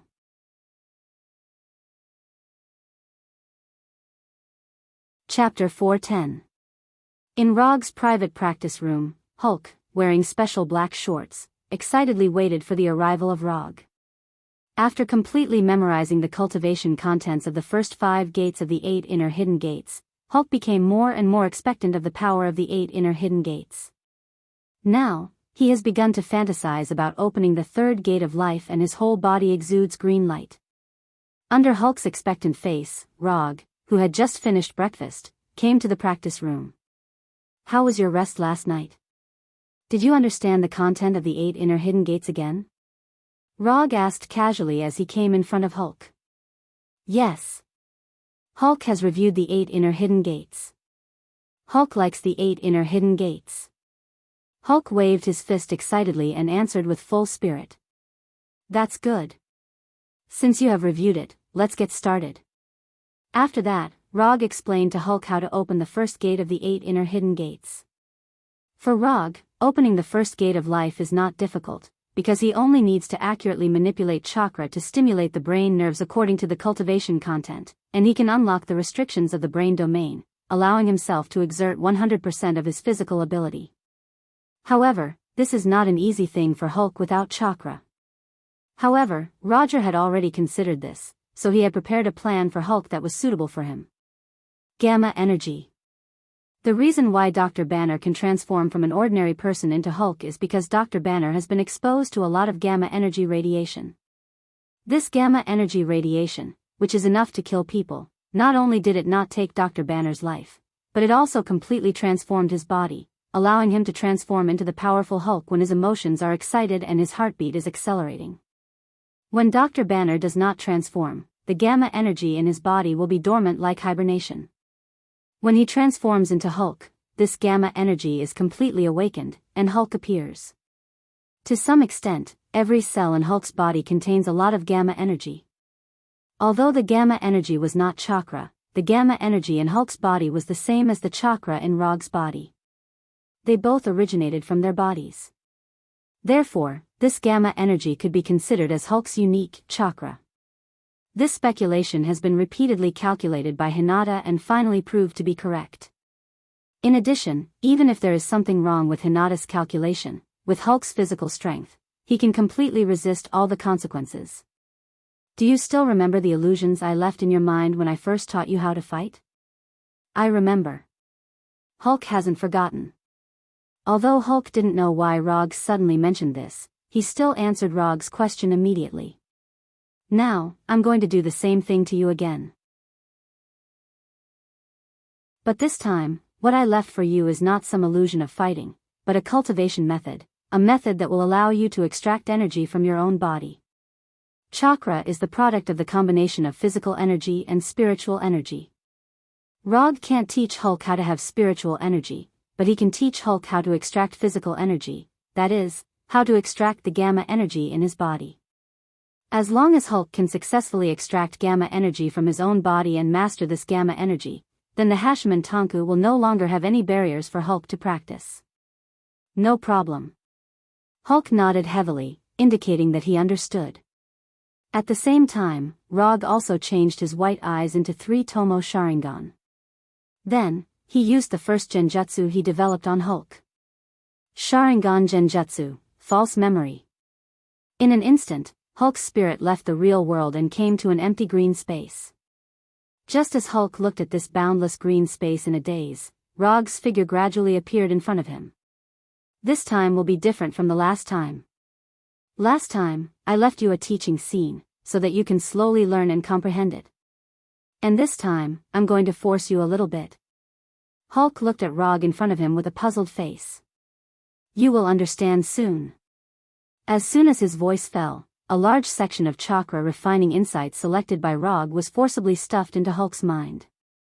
After yesterday's recitation incident, he no longer has any expectations for Hulk's comprehension and memory. Instead of slowly guiding Hulk to understand what is going on, it is better to forcibly instill his own insights into him. If it was an ordinary person, after suddenly having such a large piece of insight in his mind, it is inevitable that he will feel a headache and discomfort. However, Hulk, whose physique is far beyond ordinary people, is like nothing happened. It is as if he suddenly had a strange dream, experienced an experience that belongs to others, and gained a large piece of insight that belongs to others. This is how to refine your own body's energy, or how to refine energy from your own cells. In your cells, there is a large amount of gamma energy. If you want to practice the Hashman Tonku, you need to learn how to refine and control this energy that is originally in your body, and use it as chakra. I have given you the method and insight, the rest is up to you.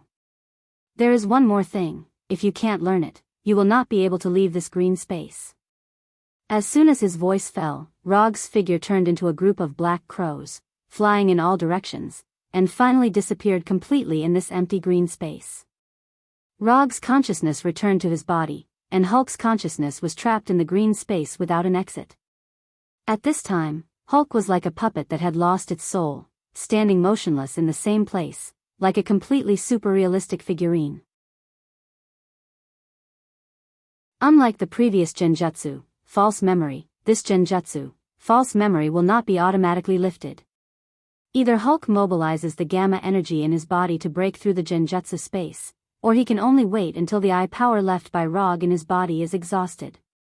Before coming to the cultivation room, Rog deliberately looked at the current Guinness Book of Records for the longest time without eating or drinking and surviving.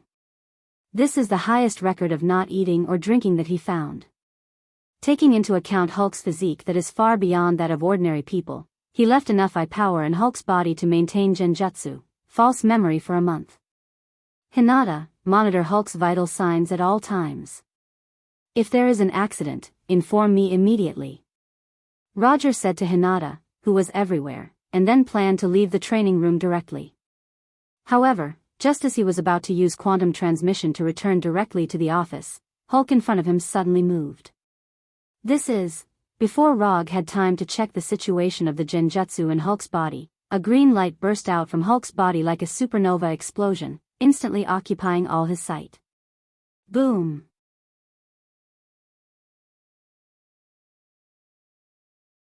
Chapter 411. Holy shit! Rog didn't expect that as soon as he told Hinata to pay attention to Hulk's situation, Hulk would have an accident immediately. What surprised him even more was that the green energy burst out so fast and powerful that he didn't even have time to cast a defensive ninjutsu.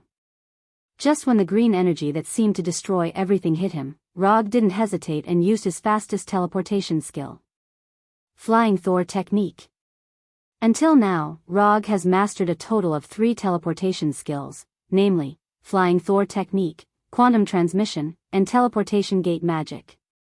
Among these 3 teleportation skills, Flying Thor is the fastest one, whether it's casting speed or teleportation speed.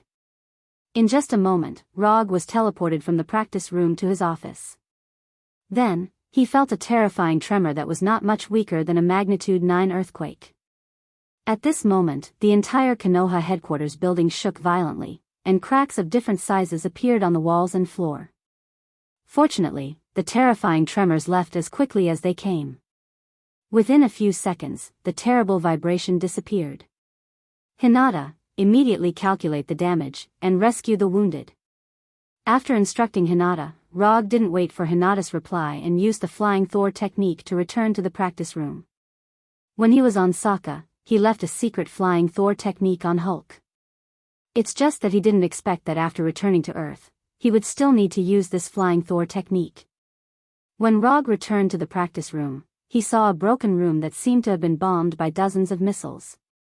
If he wasn't certain that this was his specially enhanced private training room, Rog would have suspected that he had come to a battlefield in the Middle East that was constantly at war all year round. The originally bright and clean practice room was like a dilapidated dark basement at this time, with broken walls and scattered rubble everywhere. In the center of this broken wall, with only a faint red light, stood a tall figure with eyes that constantly emitted a strange green light. This is Hulk. Rog's reason told him that the figure was Hulk. However, Hulk's demon-like eyes, as well as the terrifying aura he emitted, made him hesitate. The person standing in front of him now is not so much Hulk, but a demon that occupied Hulk's body. At this time, Rog's mind appeared in the form of Hulk that only appeared in the parallel world. Demon Hulk. Or rather, the immortal Hulk. Damn it, I'm not that unlucky, right? Looking at Hulk not far away without any movement, Rog sighed helplessly. He was just teaching Hulk how to refine and control the gamma energy in his body. How did it end up like this? Although Hinata hasn't counted the damage to Konoha headquarters, Rog can roughly imagine what the current Konoha's headquarters looks like. It probably wouldn't be any better than S.H.I.E.L.D.'s triple curved wing headquarters, which he had destroyed back then. Hulk, are you okay? Roger shouted at Hulk, who was not far away from him. After waiting patiently for a few seconds, Rog didn't hear any answer from Hulk.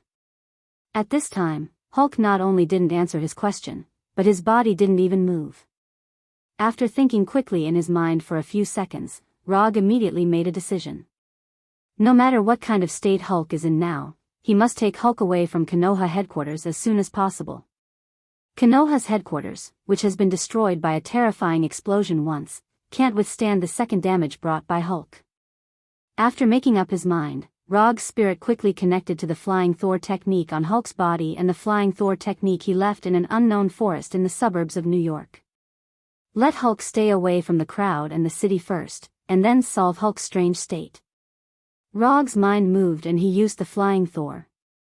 In the blink of an eye, he came behind Hulk like a ghost and stretched out his right hand towards Hulk's shoulder. As long as he can grab Hulk's shoulder, he can use the Flying Thor to take Hulk away from here completely. However, just as his right hand was about to grab Hulk's shoulder, Hulk, who was motionless, showed a shocking reaction speed. Turn around. Punch. Hulk, with his amazing size, was like an extremely dexterous assassin at this time, completing a series of movements between turning around and punching in an instant. The right fist, which was bigger than Rog's head, hit his right hand like a cannonball. Damn it. He doesn't know why, but at this time, Hulk made Rog feel the momentum of Thanos. In order to avoid his right hand being hit by Hulk's right fist, he had no choice but to give up. Lightning body flicker. The silver-white electric snake appeared, and Rog's figure disappeared instantly. In the next second, Hulk's right fist passed through these remaining electric snakes in place, and the gamma energy covered on his right fist hit the wall that was already full of holes like a laser cannon. Boom! Without any suspense, this wall, which was specially reinforced with steel, shattered with a loud bang in front of the laser cannon-like gamma energy. The steel plate, which was 5 or 6 centimeters in size, was punched out by Hulk with a hole of tens of centimeters. Is this still Hulk? At this moment, Rog even felt that the person in front of him was not Hulk, but some super scion. Hulk, who didn't know any energy attacks before, now showed an extremely skilled energy attack. Although Hulk only used his right fist to launch an energy attack like a laser cannon, the energy control skills involved were not much worse than Chidori and Rasengan. Using the lightning body flicker, Rog smoothly dodged Hulk's punch and successfully opened a distance of more than 10 meters from Hulk. Looking at the steel plate that was punched out by Hulk, his face began to become very serious. Before Hulk retracted his right fist, Rog took out a Flying Thor kunai from the ninja tool bag, and then took a deep breath. Lightning body flicker. Without any hesitation, Rog rushed towards Hulk again. Just like before, just when he was about to reach in front of Hulk, Hulk, whose eyes were emitting green light, once again punched out his right fist towards him. Flying Thor. Just as Hulk punched, Rog's figure disappeared in front of him and flashed behind Hulk. If it was the previous Hulk, it would have been impossible for him to keep up with Rog's speed, and he could only helplessly endure the attacks from behind. However, the current Hulk is completely different from the previous Hulk. Just when Rog had just arrived behind him with the Flying Thunder God, Hulk once again showed dexterity and speed that were completely different from before, forcibly turning his body and facing Rog head-on. Hulk's instantaneous turn was completely within Rog's expectations. He had already seen it once, so how could he overlook this point? The speed of Hulk's turn can't be said to be slow, but at the moment when he just showed signs of turning around, Rog threw out the Flying Thor kunai in his hand. Hulk completed his turn in an instant, and the Flying Thor kunai thrown by Rog also flew over his shoulder at the same moment. Flying Thor second Dan. At the moment when the Flying Thor kunai flew over Hulk's shoulder, Rog, who used the Flying Thor second Dan, grabbed the handle of the Flying Thor kunai with his right hand, and grabbed Hulk's shoulder with his left hand. Flying Thor. At the moment when his left hand successfully touched Hulk's shoulder, Rog once again used the Flying Thor.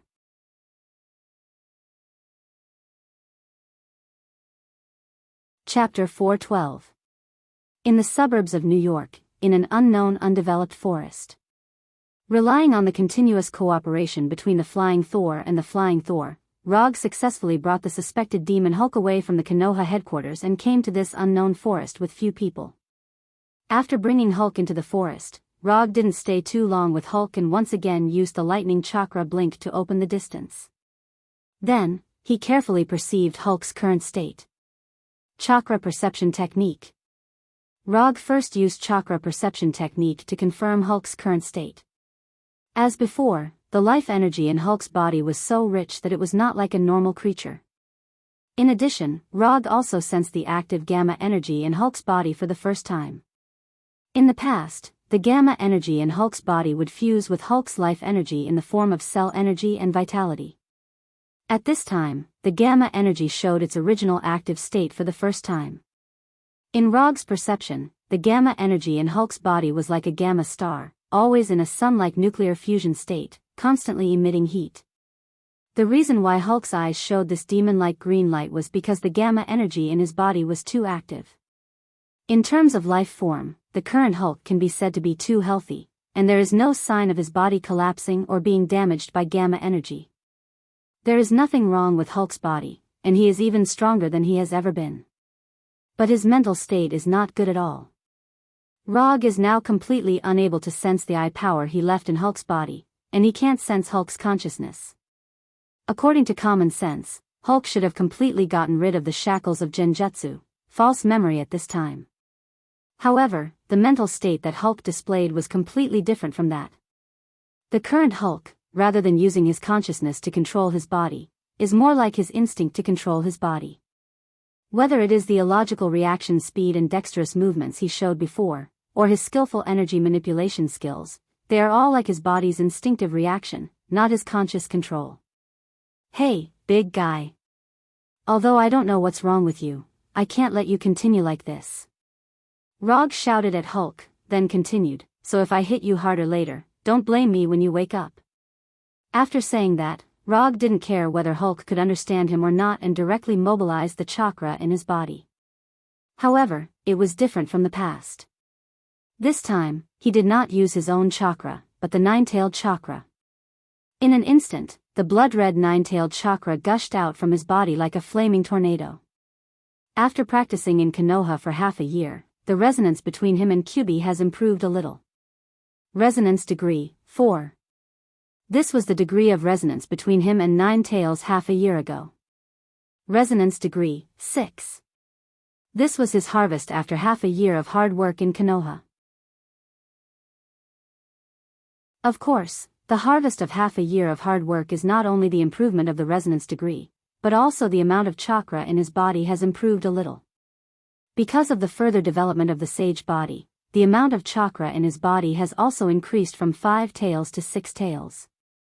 It has reached a perfect balance with the amount of chakra that he can control now. The degree of resonance with Kyubi has further strengthened, and it has not only brought about a change in the amount of chakra. More importantly, it has allowed him to master the simple and violent nine-tailed mode.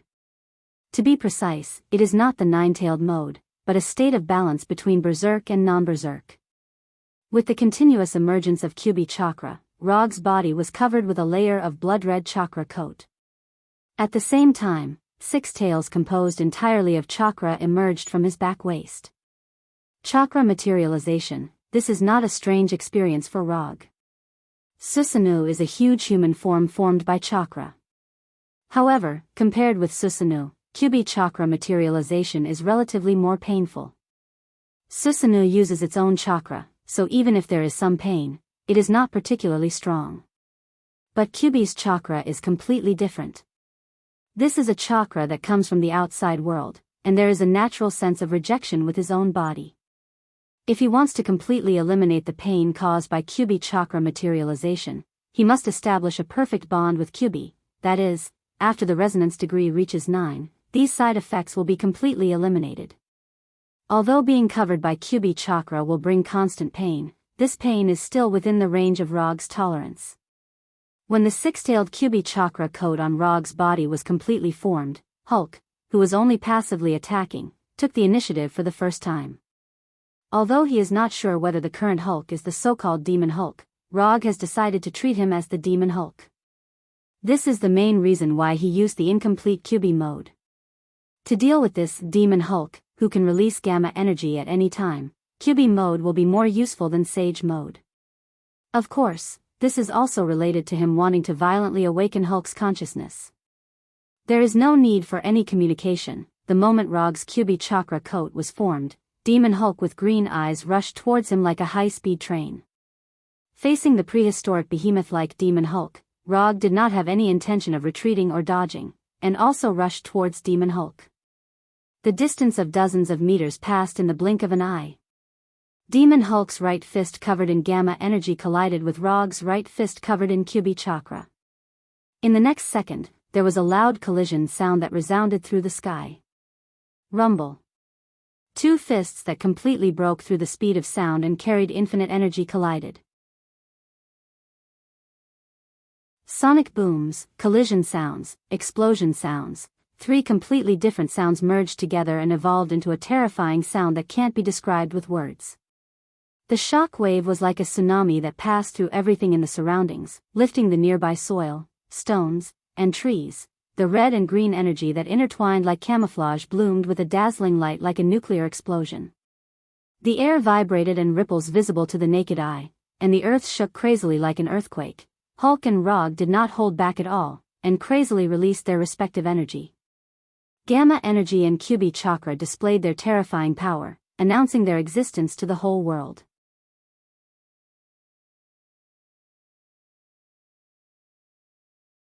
Chapter 413. The first time they fought, they were evenly matched. Rog's nine-tailed chakra and Hulk's gamma energy couldn't suppress each other. Almost at the same time, they attacked each other again. Rumble. Rog's left fist and Hulk's left fist collided fiercely. Another explosion resounded through the sky. Red and green violent energies wreaked havoc in the air. The originally messy forest, under the erosion of the energy storm, directly changed the terrain. The plants and soil on the surface completely disappeared, and the earth seemed to have been directly cut off, and a circular pit with a diameter of hundreds of meters appeared out of thin air. After another tie, Rog and Hulk chose to retreat at the same time. If it was the previous Hulk, he would never choose to retreat. However, at this time, he was completely following his instincts to fight, and for the first time, he made an unprecedented retreat that he would never consider in the past. After pulling away, Rog and Hulk seriously looked at each other. In the previous fight, neither of them had the upper hand. However, they both knew the approximate level of each other's current strength. In terms of physical strength, Rog was not as good as Hulk. However, the existence of the nine-tailed chakra coat made up for his lack of physical strength. Similarly, in terms of energy intensity, Hulk was not as good as Rog. However, the appearance of gamma energy gave him the confidence to compete with Rog. After a few seconds of confrontation, Rog and Hulk launched a second wave of attacks at the same time. More coincidentally, this time, they both chose to attack from a distance. Hulk's incomparably thick right arm was instantly enveloped by green gamma energy, like an energy cannon barrel that was accumulating energy. At the same time, Rog, who was wearing the nine-tailed chakra coat, controlled the 6 tails behind him. At the end of the tails, fist-sized red and blue chakra balls emerged, floating in the air like bubbles. The red chakra balls were condensed from the nine-tailed chakra. The light blue chakra balls were condensed from Rog's own chakra. When these red and blue chakra balls covered all the space around Rog, these chakra balls, which were just quietly floating, suddenly flew in the same direction, as if they were forcibly attracted by an invisible black hole. Bijadama. Rog was preparing to use Bijadama. The use of the nine-tailed chakra can be divided into 2 types. One is the nine-tailed chakra mode, which is the so-called nine-tailed mode. Nine-tailed mode is still not used by Rog yet. The other is the tailed beast mode he is now.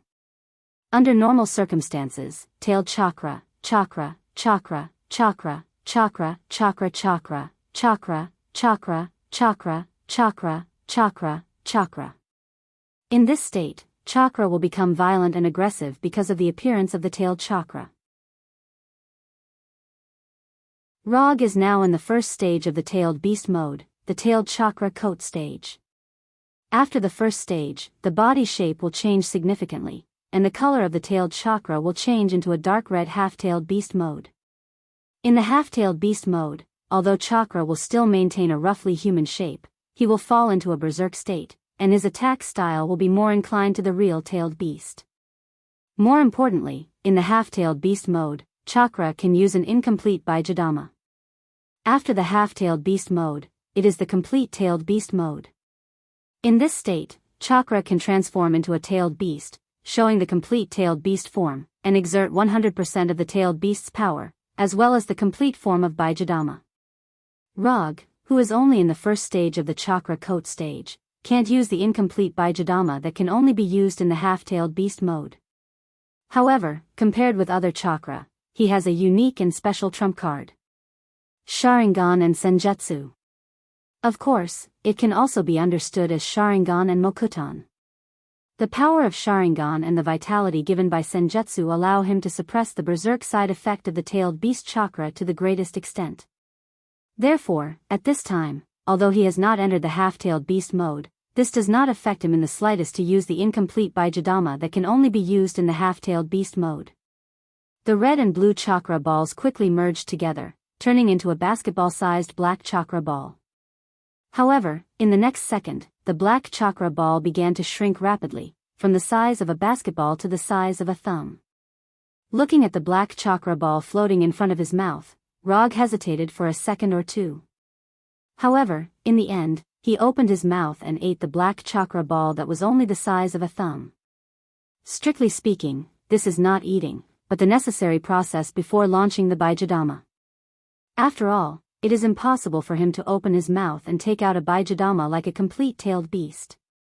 Therefore, before launching, he needs to do some extra preparations.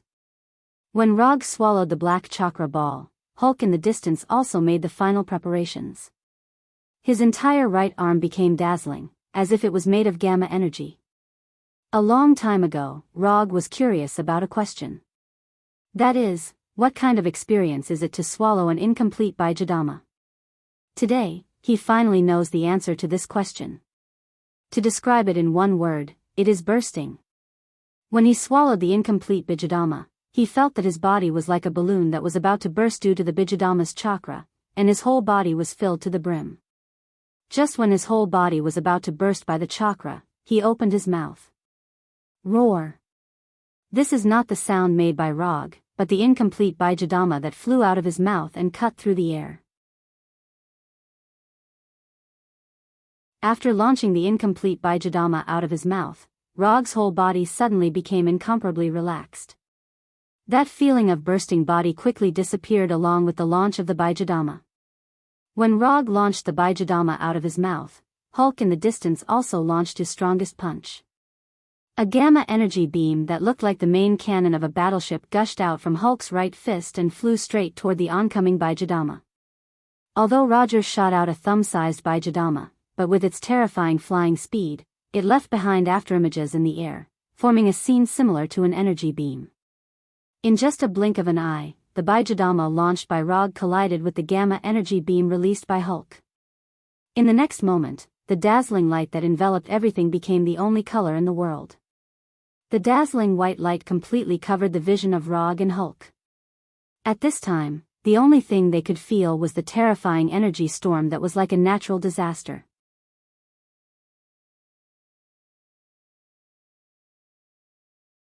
Chapter 4:14.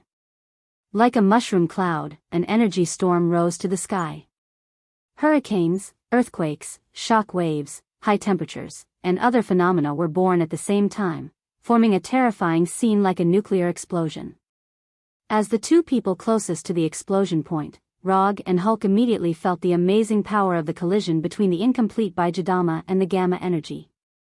In order to prevent themselves from inexplicably dying in this amazing explosion, a huge amount of energy gushed out from their bodies at the same time, wrapping themselves in layers. The red and green energy storm destroyed everything around it like a natural disaster. The mushroom cloud that rose to the sky was still clearly visible even from tens of miles away. As the initiators of this energy storm, Rog and Hulk did not expect that after the incomplete Bijadama and the gamma energy collided, such a powerful energy storm would erupt. Now, they were like two small boats floating in the turbulent sea, in danger of being swallowed by the monstrous waves at any time.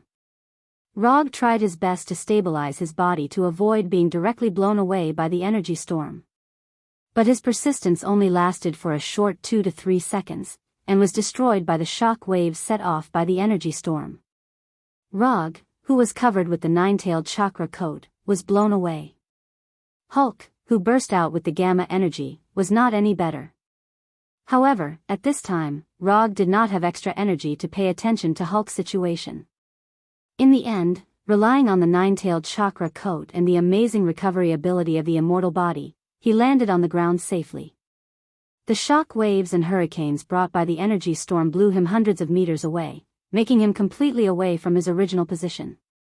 After he landed again, the energy storm, which was not as powerful as a nuclear explosion, finally came to an end and quickly dissipated in the air.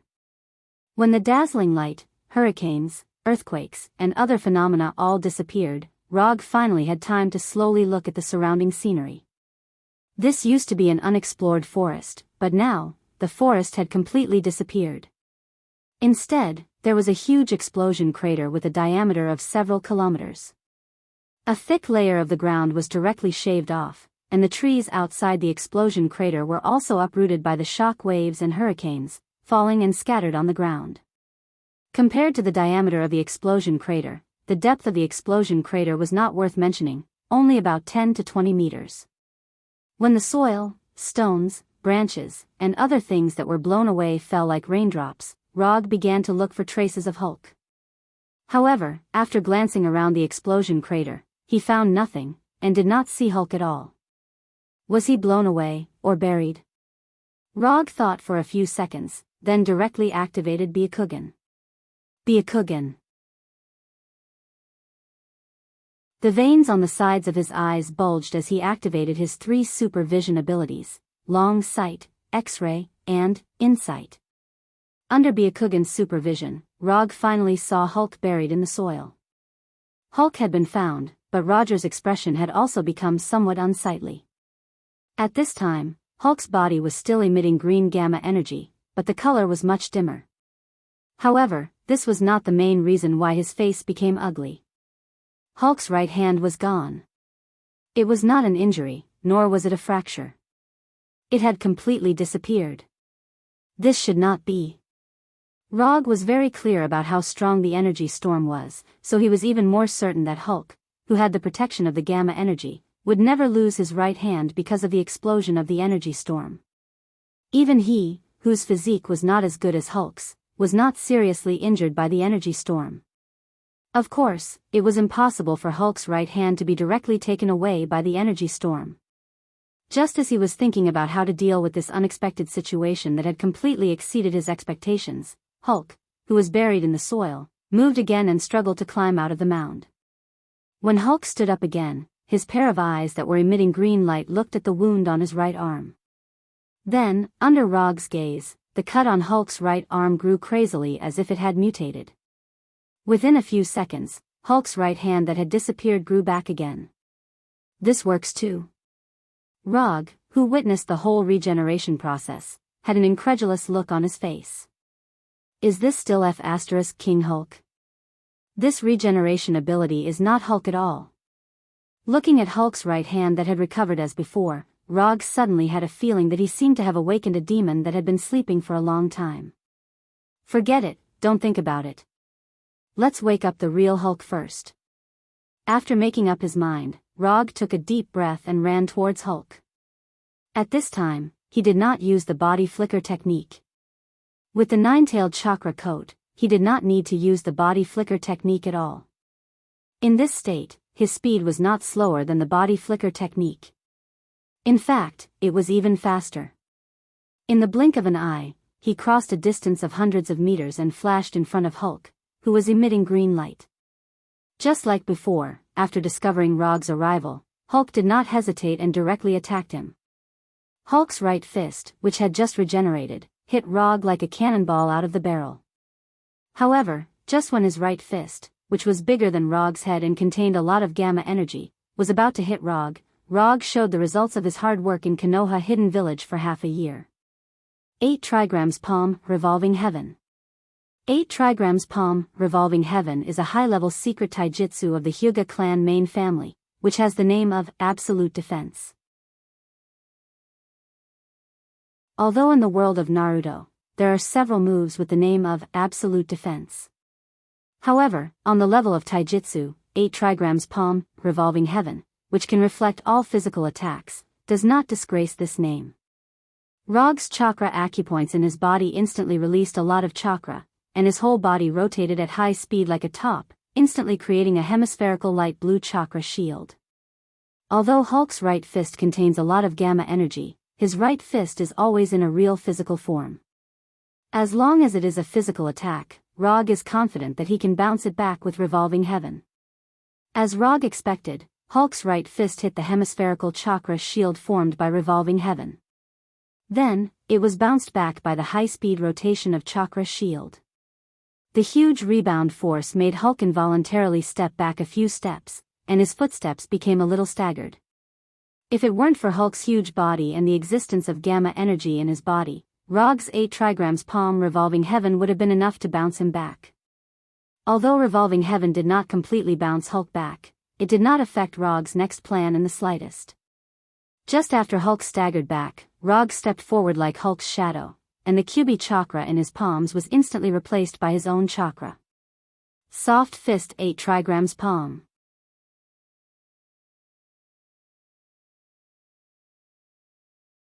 Chapter 4:15. Like the 8 trigrams Palm, Revolving Heaven, the soft fist technique, 8 trigrams 64 palms is also a secret taijutsu passed down from generation to generation in the Hyuga clan. By attacking the 64 acupoints in the enemy's body, it seals the enemy's chakra flow and causes damage to the enemy's meridian system. Before performing, it is necessary to construct a huge 8 trigrams diagram in the user's mind with himself as the center. The size of the 8 trigrams diagram determines the attack range of the 8 trigrams 64 palms.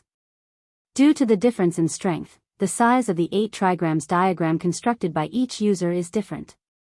When he was training hard in Konoha Hidden Village, Rog tested the size of his 8 trigrams diagram. With his position as the center, the range within a radius of 10 meters is within the attack range of his 8 trigrams diagram. Once beyond this distance, his 8 trigrams 64 palms will be at risk of being interrupted. Unlike other moves, if all the 8 trigrams 64 palms cannot hit the opponent, the power of the attack will be significantly reduced. Therefore, whether or not all the 64 palms can be completed becomes the key to whether or not the full power of this move can be fully exerted. Under normal circumstances, Rog will not let the opponent be more than 10 meters away from him, resulting in the interruption of his 8 trigrams 64 palms. However, no one can be sure whether or not accidents will happen in the battle. What Rog can do is to ensure that the 64 palms combo will not be interrupted as much as possible. After approaching the retreating Hulk like a shadow, Rog did not hesitate. His hands were like bullets fired from a Gatling gun, hitting Hulk's body like a storm, forcing Hulk, who was already staggering, to retreat. 2 palms, 4 palms, 8 palms, 16 palms. Relying on the lightning-like speed of his palms, Rog finished the first 16 palms in an instant and hit his chakra into several key acupoints in Hulk's body. Rog's attack speed at this time was fast enough that even Hulk, who was being attacked, could not see his every punch clearly. But for Rog himself, his current palm speed is still too slow, so slow that it makes him dissatisfied. If he was facing a human ninja who had chakra like him, then he would have finished the 8 trigrams 64 palms by now. 8 trigrams 64 palms is a taijutsu that was developed based on the physical condition of a normal human ninja. Therefore, when facing these enemies, there was no need to make any changes to the 64 palms of the 8 trigrams. Because every human ninja's meridian system is the same, the location of the chakra acupoints is also the same. There will never be a situation where the same chakra acupoints appear in different locations. However, what Rog is facing now is not a human ninja, not even a human. Through his Byakugan's X-ray vision, he could clearly see how the gamma energy was flowing through Hulk's body. He knew what form the gamma energy was in and how it was flowing through Hulk's body. To seal the chakra flow of a human ninja, he only needs to attack the 64 chakra acupoints that have long been thoroughly studied. However, if he wants to use his own chakra to seal the gamma energy flow in Hulk's body, Rog needs to find the critical 64 flow nodes again. This also means that he must find these critical energy flow nodes through Byakugan in the shortest time, and use his own chakra to seal the gamma energy flow in Hulk's body through the 64 palms of the 8 trigrams 64 palms. This kind of thing doesn't seem to be particularly difficult. But it's not easy at all to actually implement it. At this time, Rog is not so much performing the 64 palms of the 8 trigrams 64 palms that he has practiced. It's better to say that he is looking for the key acupoints in Hulk's body while performing the 64 palms tailored for Hulk. In principle, the 64 palms of the 8 trigrams 64 palms that he is currently performing is no different from the Hyuga clans. But in terms of operational difficulty, his current 64 palms of the 8 trigrams 64 palms is several orders of magnitude higher than the Hyuga clans. This is the main reason why he is dissatisfied with the speed of his current palm strike. If it was the 64 palms of the 8 trigrams 64 palms under normal circumstances, he would have finished all 64 palms by now instead of just finishing the first 16 palms. But fortunately, Hulk hasn't been able to react at this time.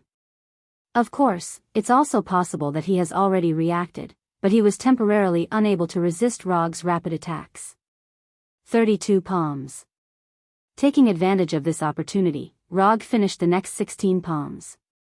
When Rog completely finished the 32 palms, Hulk finally found the opportunity to raise his hand and counterattack. However, before he could fully raise his hands, he was forcibly interrupted by Rog, who noticed it in advance. Although raising your hand and punching seems to be a very simple action, in order to complete this simple action, it requires the cooperation of multiple muscle groups in the body to complete this seemingly simple action. In front of Rog, who activated the Byakugan, Hulk's attempt to raise his hand triggered a muscle reaction, which was caught by him in time. In order to interrupt Hulk's idea of counterattack that he shouldn't have, and in order not to interrupt the chain of 64 palms, he even silently adjusted the order of the palms, and the attack that was originally supposed to be made after 50 palms were made in advance. In order to destroy the mobilized muscle groups that Hulk needed to raise his hand in advance, and before the counterattack was formed, he would resolve this counterattack that would occur in the future. At this time, Hulk didn't expect that his actions would be seen through in advance, and the only chance to counterattack was lost in his hands. After neutralizing the counterattack that Hulk had yet to unleash, Roger once again increased the speed of his palm strike, venting the remaining attack onto Hulk's body. 64 palms. When he made the last palm strike, Rog's right palm not only hit his chakra into Hulk's body, but also used all the strength in his body to hit Hulk's chest fiercely, sending him flying. When all 64 palms of the 8 trigrams were finished, Rog did not immediately pursue Hulk, who was sent flying, but stood in place and roared. Ah! 64 palms of the 8 trigrams, he has made hundreds of thousands of palms in Konoha Hidden Village. But there had never been a time like this that made him feel such unrestrained pleasure. 8 seconds. This was the time from when he got close to Hulk, to when he finished the 64 palms and sent Hulk flying. In this short 8 seconds, he first used the Byakugan to observe the gamma energy flow in Hulk's body in detail, and then according to Hulk's actual situation, he found the 64 key acupoints, and finally all the 64 palms of the 8 trigrams were hit on the established acupoints, completing the first battle of the 8 trigrams 64 palms.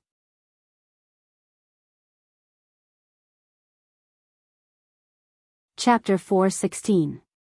After venting the uncontrollable excitement in his heart, Rog came to the front of Hulk, who had been blasted away for dozens of meters. At this time, Hulk no longer looked the same as before. Although there were no obvious scars on the surface of his body, the green light emitted from Hulk's body had completely disappeared. Not only that, but now Hulk has also lost consciousness in the true sense, lying motionless in the huge crater. Unlike before, although there was no self-consciousness, he was moving under the instinctive control of the body. The damage caused by using Hyuga's soft fist can only be seen on the surface of the body. It is impossible to accurately see the real damage. In order to confirm Hulk's true state at this time, Rog used the Byakugan's ability to see through Hulk's internal injuries in detail. Of course, when observing Hulk's physical injuries, he took the initiative to avoid some key parts of the lower body, so as not to leave any indelible shadow in his heart. Rog is a very confident man, but his confidence is only based on the situation of normal human beings. Mutant creatures and alien races are not in his comparison standards. It's the same as you can't compare a mouse with a tiger in terms of physique and strength. Although they are both mammals, this comparison is unfair to them. After carefully observing the injuries in Hulk's body with the Byakugan and confirming that he did not leave any irreparable serious injuries to Hulk, Rog removed the Kyubi chakra coat from his body and closed the Byakugan. It's finally done. Looking at Hulk, who had completely fainted, Rog finally breathed a sigh of relief. He didn't think that just teaching Hulk how to refine gamma energy would cause such troublesome consequences. This also made him seriously consider a problem, that is, whether to teach Hulk the practice content of the last 3 gates of Hashman Tanku. If the abnormal Hulk, who is very similar to the demon Hulk, opens Hashman Tanku, then even if he uses all his cards, he doesn't have much confidence to completely subdue Hulk without harming his life. After taking a look at the crater that looked like it was caused by a nuclear explosion, Rog's body shone with a brilliant aurora-like light. He constructed a hemispherical quantum energy shield, completely enveloping himself and Hulk. In the next second, the brilliant hemispherical quantum energy shield disappeared, and the figures of Rog and Hulk also disappeared completely. After making such a big movement in this unknown forest, as long as the staff of the NSA and the military haven't collectively resigned, then they must have sent an action team here by now. Rog, who had just threatened the military yesterday, doesn't want to meet with these officials. If he could, he even hoped that these officials would ignore what happened in the forest. But he knew that this was just an unrealistic fantasy. Although the energy storm caused by the collision between the incomplete Bijadama and the gamma energy had dissipated, the energy radiation from the explosion still filled every corner of the crater. As long as these official organizations investigated a little, they would be able to find out that the terrifying explosion just now was caused by him and Hulk. But this is not a particularly troublesome thing. It will only slightly stimulate the already sensitive nerves of these officials. Rog didn't take Hulk directly back to Konoha's headquarters, but took Hulk to another unknown forest far away from New York. Before Hulk woke up and figured out what happened to him, Rog would never take Hulk back to Konoha's intelligence agency headquarters. He didn't want to destroy his largest base on Earth. Before Hulk woke up, Rog took the time to go to the supermarket in a nearby city and bought some necessities for outdoor life and barbecue. If there is no accident, Hulk won't be able to return to Konoha's intelligence agency headquarters and the Federation headquarters before he completely put an end to the hidden dangers. When night fell, Rog began his traditional craft, barbecue. He didn't know if Hulk finally slept enough or was awakened by the aroma of barbecue. When Rog just baked the first barbecue, Hulk woke up. Eat something first.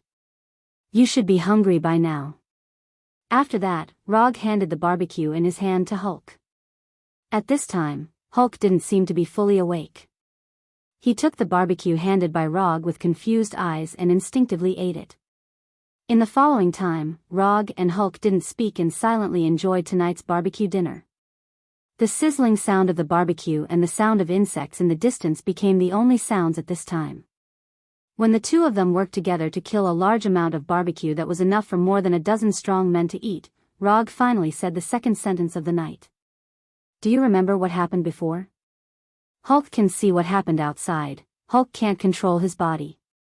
Perhaps he felt that he lost control again. Hulk's mood was a little low at this time, and there was an unspeakable grievance in his tone. It's not your fault.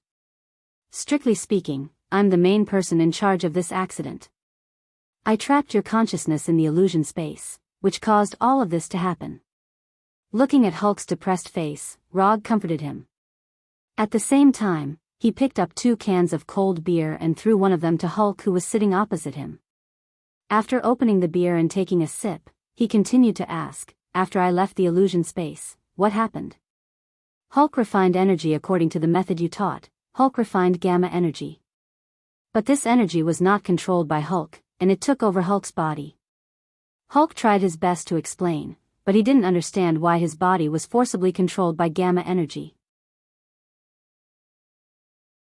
When you refined gamma energy and your body was controlled by gamma energy, did you see a green light door, or feel the existence of other consciousness? This question is very important to Rog. If Hulk really saw the green light, or felt the existence of other consciousness, it means that under everything that originally only existed in the parallel universe really appeared. Although this universe is chaotic enough, the appearance of another under everything is not a particularly serious matter. But this kind of extremely troublesome existence, if it cannot appear, it is best not to appear. No, Hulk didn't see the green light door, nor did he feel any other consciousness. Hulk seriously recalled for a moment before replying with absolute certainty. That's good. That's a good thing. Without the green light door and under everything, there is only one reason why Hulk went berserk before.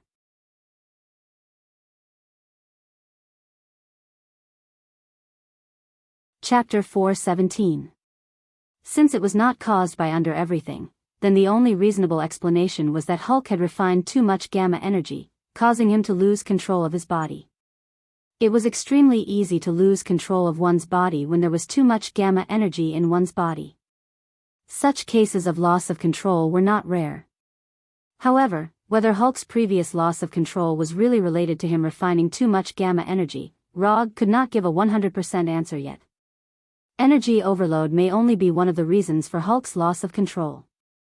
As for whether there were other secrets behind this loss of control, neither Hulk nor Rog knew for the time being. Can you still refine gamma energy now? You don't have to refine a lot, just a little bit will do, just like this. After saying that, Rog covered his right hand with the light blue chakra, making the chakra look like a light blue flame burning in his palm. Hulk doesn't know, Hulk can try. After experiencing the previous loss of control, Hulk had some instinctive repulsion towards refining gamma energy.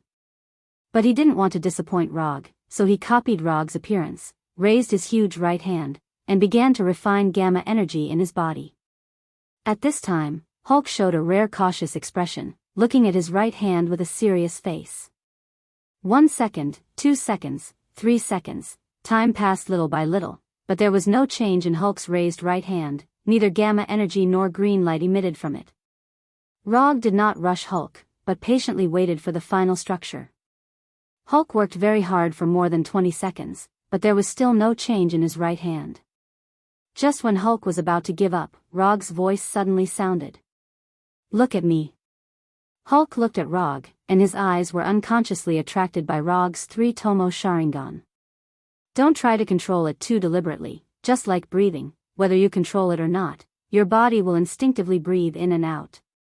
At this time, Rog was like a psychiatrist, guiding Hulk with a gentle tone.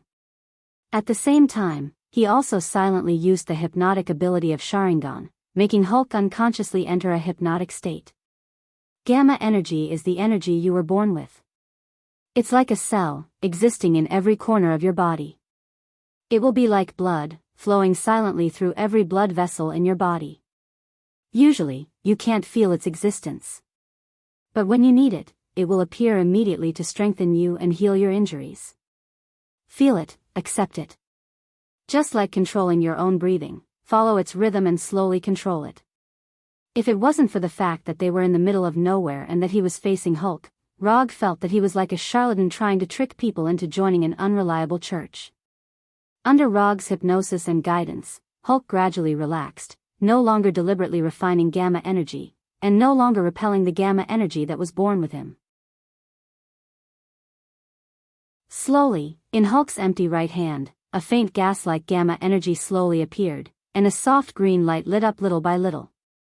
Finally, this gas-like gamma energy converged into a flame-like ionic state, covering Hulk's entire right hand. When Hulk's right hand successfully condensed gamma energy, Rog ended the hypnosis and guidance of Sharingan. Hulk did it, Hulk did it. At first, Hulk looked at the gamma energy on his right hand with some disbelief. After confirming that it was the gamma energy that he had refined and condensed, he said excitedly to Rog. Yes, you did it. Looking at Hulk, who was like getting a new toy, Rog smiled with relief. In the following time, Rog struck the iron while it was hot and shared with Hulk some of his experience in controlling chakra. 3 days passed in a blink of an eye, and when Hulk thoroughly mastered the technique of refining and controlling gamma energy, Rog took Hulk back to the headquarters of the replicas. After these 3 days of special training, Hulk can finally use the gamma energy in his body as chakra. More importantly, he, who has mastered the method of refining and controlling gamma energy, finally doesn't have to worry about losing control because of gamma energy. As long as he doesn't refine excessive gamma energy that he can't control at once, the previous state of losing control will not happen again. After using the portal magic to bring Hulk back to the headquarters, Rog wanted to directly return to the headquarters of Konoha's intelligence agency. However, before he had time to leave, Tani hurried to him. "Where have you been these days? Did you do the big explosion in the suburbs of New York?" Tani glanced at Hulk, whose appearance hasn't changed, but he always felt a little different, and then asked Rog. "We stayed in a forest for 3 days and gave Hulk some special training. As for the big explosion you mentioned, if there were no other big explosions in the past few days, then the explosion you mentioned was done by me and Hulk." Rog didn't explain to Tani why he and Hulk made such a powerful explosion. This kind of thing, the more he explained, the more complicated it would be.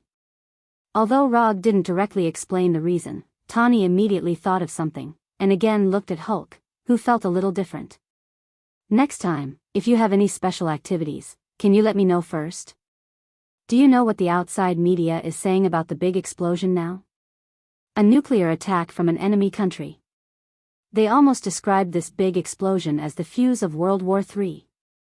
Although Tani was very clear that the explosion had nothing to do with a nuclear attack, the ordinary people and the media didn't think so.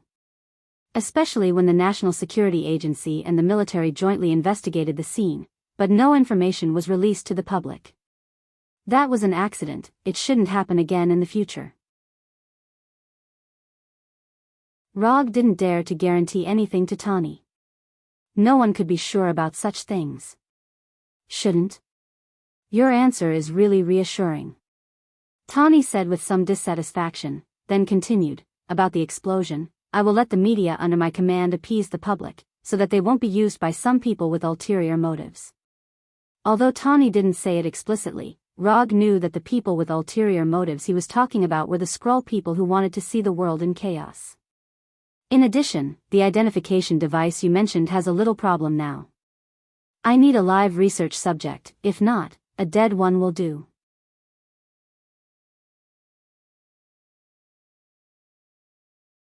Chapter 418. Rog doesn't have any talent in scientific research and development, but he can be a reliable assistant. "No problem, I will get you a living Skrull as soon as possible." After chatting with Tani for a while, Rog opened the portal again and returned to Konoha's intelligence agency headquarters. Compared to 3 days ago, Konoha's HQ looked much better. At least from the outside, the damage wasn't as serious as before.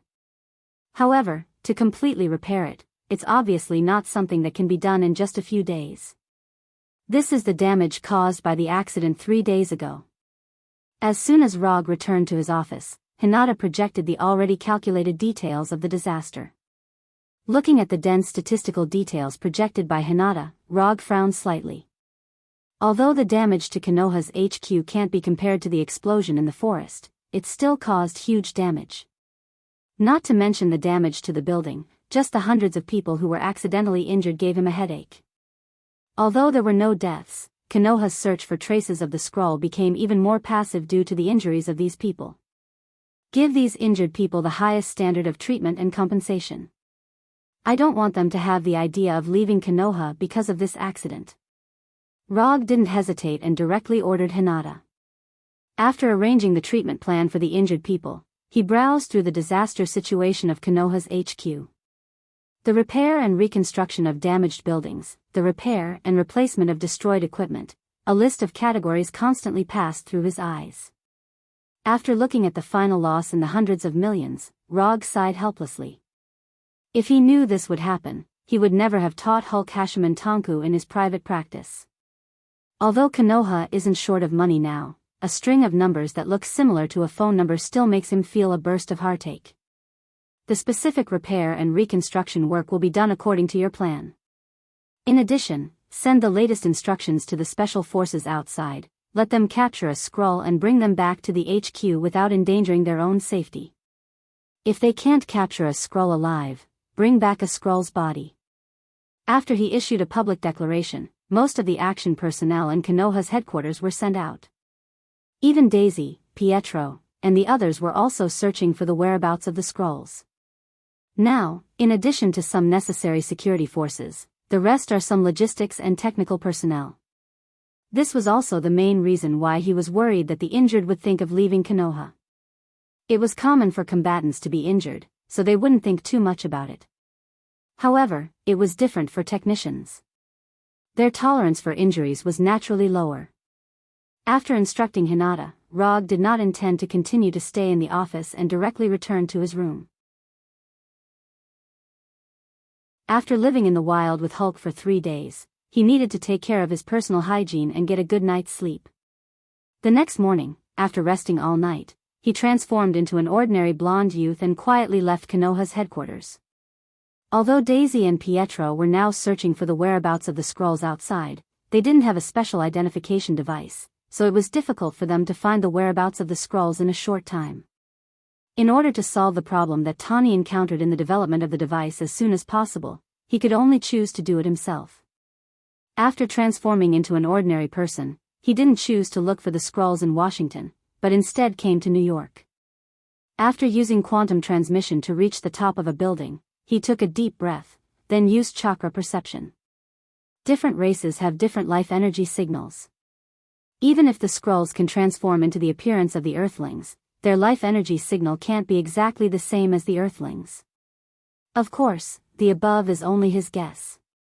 Before finding the real scrolls, he can't be 100% sure that his guess is correct. Even the Carey Empire that destroyed the scrolls' home planet couldn't easily distinguish the transformed scrolls. Therefore, the transformation of the scrolls may not have such an obvious weakness. Although sensing life energy is a relatively rare ability, it's not to the point that the Carey Empire's technology can't reach. It wasn't an easy task to detect a scroll hiding in an unknown location in an international metropolis with a population of nearly 10 million. Especially when he doesn't know what kind of life energy signal the transformed scrolls have. Time passed little by little. Rog continuously expanded his sensing range from the inside to the outside, trying to find the scrolls hiding in the crowd. However, after trying for nearly an hour, he helplessly ended his sensing. He can't sense anything. Apart from the special life energy signals he already knew, he didn't find any abnormalities. Perhaps there were some minor anomalies, but in such a large area of general perception, these minor anomalies were directly ignored by him. Even if his chakra can support it, he doesn't have that much time to carefully sense the people one by one. Even if he only needed 1 second to sense a life energy signal, with the current population of New York, he would need nearly 10 million seconds. That's 2,770 hours, a total of 100 days. His wish to use the difference in life energy signals to quickly find the scrolls has been dashed. In that case, the only thing left for him was to roll his eyes at her. However, compared to Chakra's sensing range, Supercilious Eye's range is much smaller. A radius of 10 kilometers. This is the maximum range that Supercilious Eye can reach. Beyond this range, his X-ray vision will significantly decrease, to the point where he can't even see through clothes. More importantly, he doesn't really want to use Supercilious Eye's X-ray vision to search for the scrolls. If he used Supercilious Eye's X-ray vision to search for the scrolls, it would mean that he would have to see through every person's body. Although he can control his X-ray vision to the extent that he can directly see through the body, but no matter what, this kind of act of looking at a person's internal organs is very perverted and disgusting. Simply put, he can't get past his psychological barrier. To look or not to look, that's the question. After seriously considering it for a few minutes, in order to ensure his psychological health, he finally gave up on the idea of using Supercilious Eye. It's fine if it's just a few people, but there are so many people in New York. If he has to look through them one by one, he might as well just kill himself. At least this way, he can die with an untainted brain.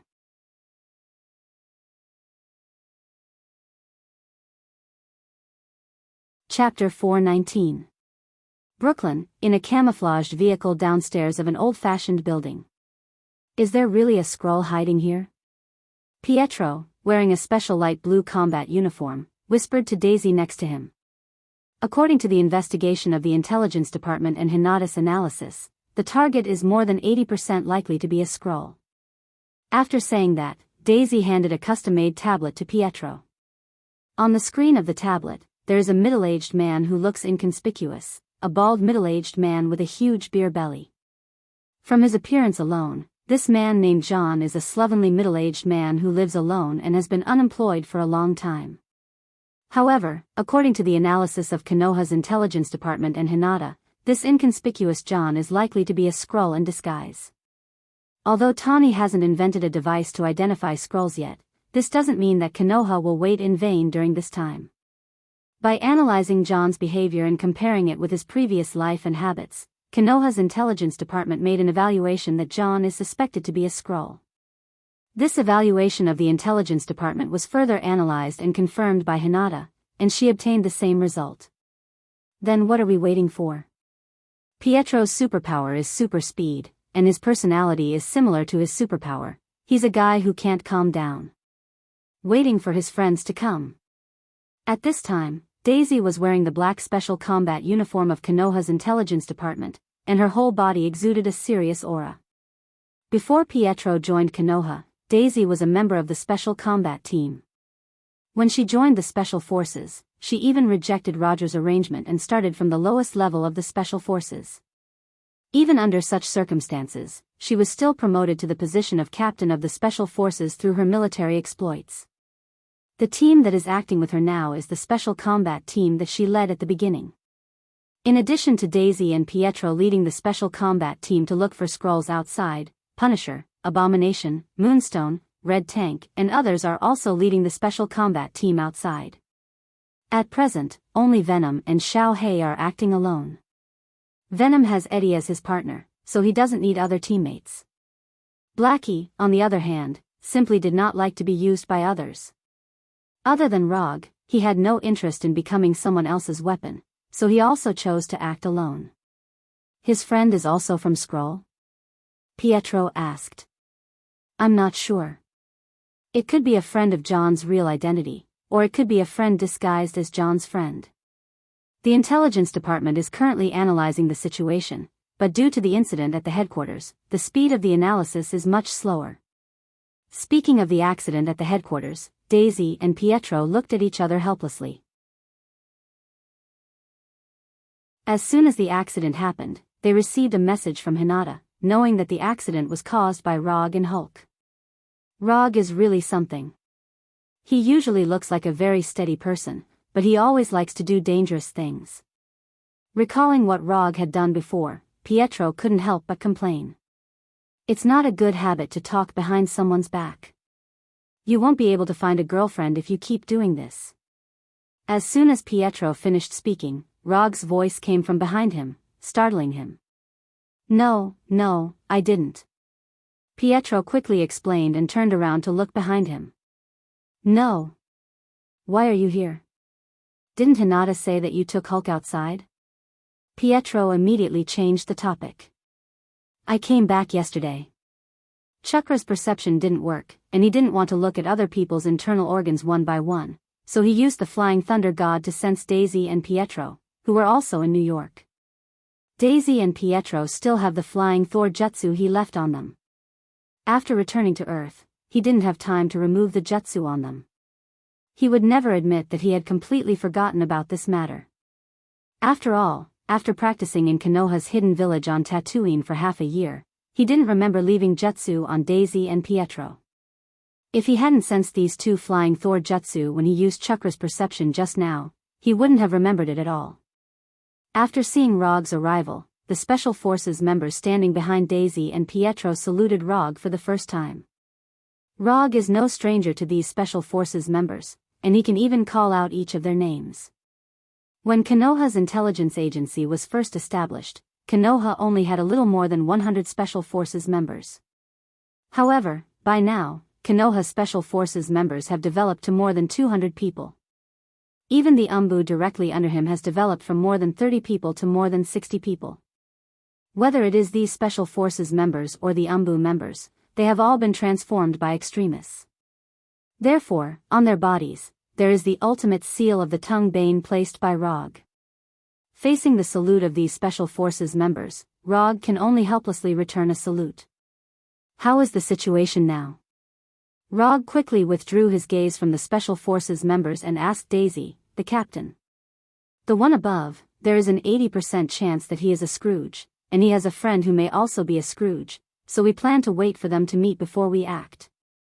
Daisy quickly explained, and motioned for Pietro to hand the tablet in his hand to Rog. Room 703. Glancing at the location noted on the screen, Rog opened his Byakugan in front of Daisy and Pietro. Byakugan activate. In an instant, the blue veins next to his eyes bulged, and Rog's white eyes became even weirder. Don't look at me like that, this is my new ability. While speaking, Rog wanted to look directly at room 703 of the building, but when his eyes appeared on Daisy, he unconsciously turned on his X-ray vision. Red, damn it. What am I thinking?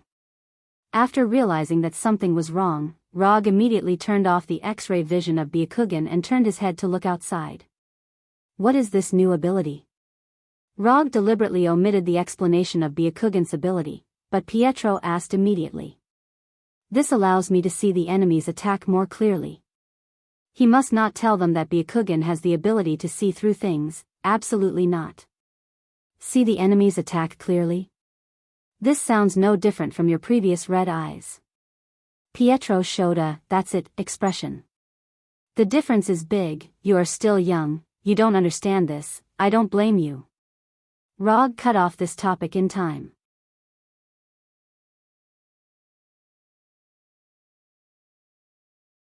Chapter 420. In order to prevent Pietro from asking awkward questions, Rog didn't stay in the camouflaged mobile vehicle for too long. He used quantum teleportation and teleported from the car to the roof of the target building. I feel like his eyes are a little weird. He must be hiding something from us. Pietro voiced his opinion. I have the same feeling. When Rog looked at her with supercilious eyes, Daisy suddenly had a feeling that she was completely seen through, as if she wasn't wearing any clothes at all. As a woman, Daisy had an unreasonable intuition in this regard. After teleporting to the rooftop, Roger calmed himself down. At the same time, an idea popped up in his mind. I'm an experienced veteran, how can I still have this kind of panic? This doesn't make sense. Could this be the so-called stimulation of peeping? Rog's thoughts began to wander uncontrollably in his mind. After dozens of inappropriate images unconsciously appeared in his mind, he reacted again. Damn it, it's not over yet, is it? With a thought, he mobilized chakra in his body and let chakra stimulate his brain. In an instant, the wild thoughts in his mind vanished, and what replaced them was a feeling of seeing through the world of mortals, as if the world was nothing but an illusion. After completely calming down, he stood on the roof and focused his gaze on room 703, where John lived. Messy. This was Rog's first reaction after seeing room 703 with supercilious eyes.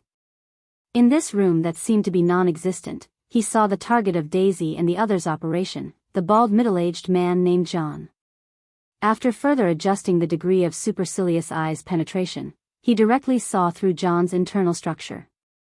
Although Rog was not a professional doctor, after killing so many people with his own hands, he still had a good understanding of the internal structure of the human body on Earth. The first second he saw through John's body, he could basically confirm that this man named John was the legendary Skrull.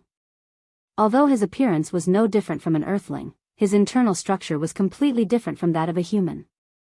I finally found you. After confirming John's identity, he put on the headset he had just gotten from the train and told Daisy and the others about his discovery. Since John was a Skrull, his friend Alan was most likely a Skrull as well. With these two Skrulls and Tawny's intelligence, it wouldn't take long for him to invent a device that could identify Skrulls. Then, it was a beautiful pursuit and killing operation. While waiting for the other Skrull, Alan, Rog carefully sensed John's life energy signal. Compared to humans on Earth, the Skrull's life energy signal was more than 95% similar. If one didn't sense it carefully, it would be easy to overlook it. After thoroughly studying the life energy signal of the Skrulls, he dispelled Chakra's sensing ability and patiently waited for Alan's arrival. He didn't know if these Skrulls generally didn't have a sense of time, or if only this Skrull named Alan was like this. After blowing the cool breeze on the roof for about half an hour, the Skrull named Alan finally arrived at John's house. Unlike the greasy John, Alan's human appearance was clearly much better. His body was well proportioned and straight, his hair was lush and clean, and his clothes were neat and tidy. More importantly, this Alan's face was handsome enough and younger. He looked like a college student who had just graduated. When Alan and John stood together, it was like a contrast between a pretty boy and a wretched uncle, like a strong contrast in a postmodern oil painting. Of course, this was Rog's personal opinion. After all, to the Skrulls, appearance wasn't important at all. As long as they wanted to, they could change into any appearance. Let's move. Since Alan and John didn't look like super Skrulls, Rog didn't plan to personally take action. He handed the task of capturing them to Daisy and the others who had been waiting downstairs for a long time. At this moment, Alan and John were completely unaware of the approaching danger. Now, they were talking in Skrull, which Rog couldn't understand at all. Although Rog, who was standing on the roof, couldn't hear their conversation, judging from their mouths, what they were saying now was not the Earth language he was familiar with. A few minutes later, the special forces led by Daisy came to the door of John's room, and like a group of wolves hunting for food, they made the final preparations before the attack without saying a word. What happened next was basically staged like a written script.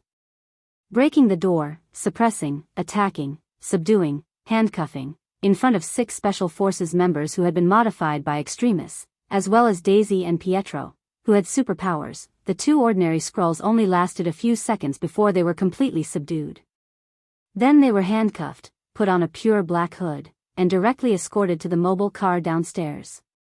When the camouflage train was completely away from the block, Rog left the roof with the Flying Thunder God and teleported to the mobile car.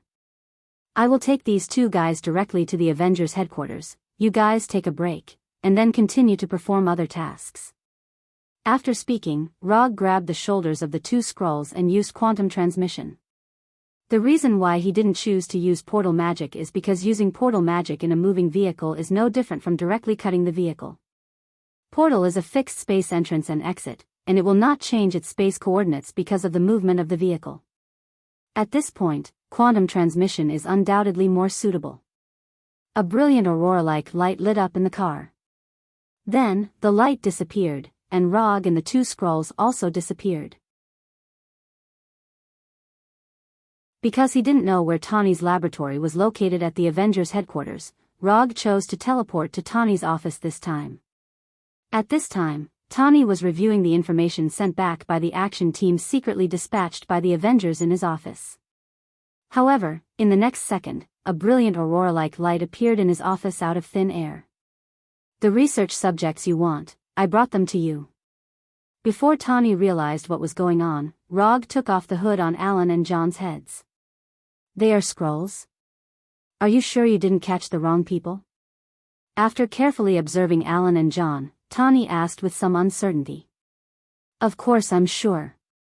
As soon as his voice fell, Rog took out a flying Thor kunai with his right hand and slashed across Alan and John's arms like lightning. Purple blood that was completely different from that of the Earthlings slowly flowed out of the wound.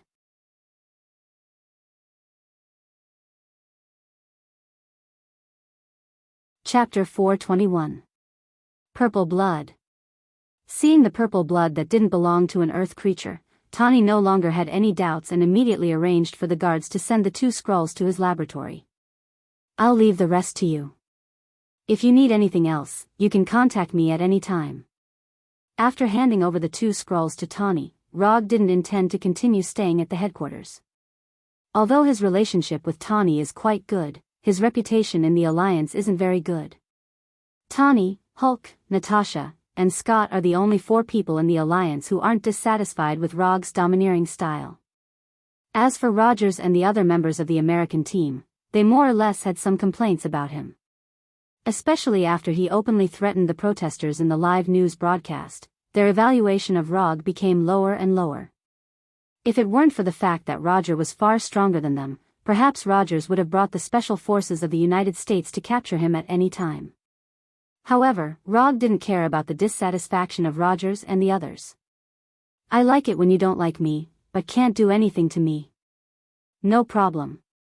If Konoha needs any help, you can contact the Alliance at any time," Tani replied. Afterward, Rog used the portal magic and returned to Konoha's headquarters. Both Konoha and the Alliance's special forces are outside searching for scrolls.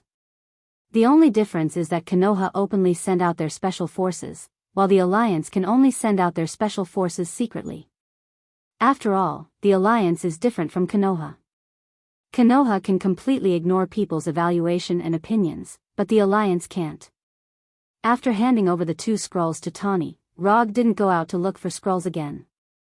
He had no interest in these ordinary scroll people. Unless Daisy and the others find the legendary super scrolls, he won't make a move. A week passed in the blink of an eye. When Rog played the Kree Empire console game in Konoha's headquarters for a whole week, he finally received a call from Tani. "Come over, the first-generation identification device has been invented." Tani didn't say anything and went straight to the point. "Okay, I'll be right there." After hanging up the phone, Rog opened the portal connected to Tani's office and directly walked in. At this time, a lot of members of the Alliance gathered in Tani's office. Rogers, Natasha, Hawkeye, Hallucination, Colonel Road, obviously. Tony had also called back all the American team members who were out on the mission. However, Rog didn't see Hulk. "Where's Hulk?" Roger nodded at Natasha and Scott, then asked, "What's the matter?" "He's practicing the new move you taught him in the training room. He hasn't left the training room for many days, and he has no intention of letting Dr. Banner come out." Having said that, Tani looked at Rog with a complicated expression. If it weren't for Hulk's unwillingness to return his body to Dr. Banner, he wouldn't have to do everything by himself.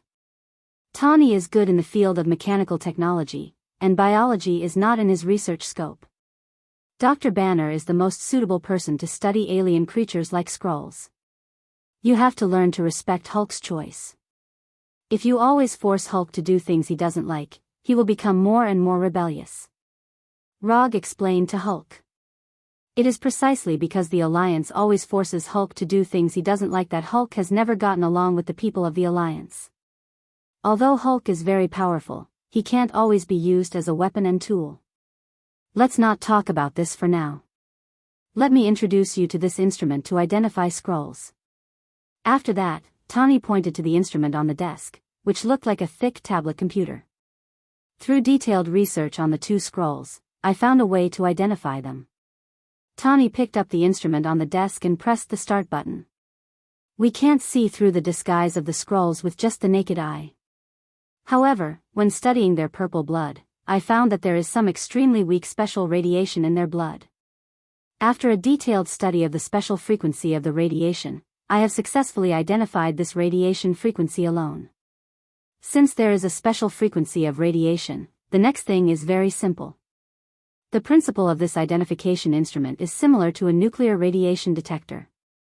The only difference is that this instrument can only identify the special radiation in the blood of the Skrulls. After that, Tani handed the instrument in his hand to Rog, then continued, through the camera on the instrument, we can identify the special radiation in those people. Red is a normal human from Earth. Purple is a Skrull. Because this is the first-generation version, the detection range is only about 100 meters. Rog picked up the instrument in his hand and operated it briefly, then scanned everyone in the room. Tani's explanation was clear enough, but Rog soon found something wrong. Tani and Captain America's scan result was indeed normal human red. However, when he scanned himself and the illusion, he saw colors other than red and purple. The illusion's scan result was yellow, while his scan result was blue. What do blue and yellow mean? Rog asked Tani. Nothing special. Simply put, you and the illusion emit radiation. As for whether this radiation will affect the people around you, unless you are willing to let me study you in detail, I can't give you a definite answer. Tawny said casually. Although Tawny said it casually, after he finished, Rog found that the eyes of Natasha and the others became a little strange. If it wasn't red, it meant that they weren't normal humans. The illusion is relatively easy to understand. After all, he is a robot with autonomous consciousness. But Rog is different. He is a native of Earth. Rog ignored the strange eyes of Natasha and the others, handed the instrument back to Tawny, and began to think quickly in his mind. Is this the after effect of practicing chakra? Or is it because of the increase in strength that he began to evolve in the direction of aliens? There are a total of 20 sets of this instrument. Compound and Konoha will share equally, 10 sets on each side. When Rog wondered whether he had begun to evolve in the direction of aliens, Tawny asked the staff outside the room to move the remaining 19 sets of identification instruments in.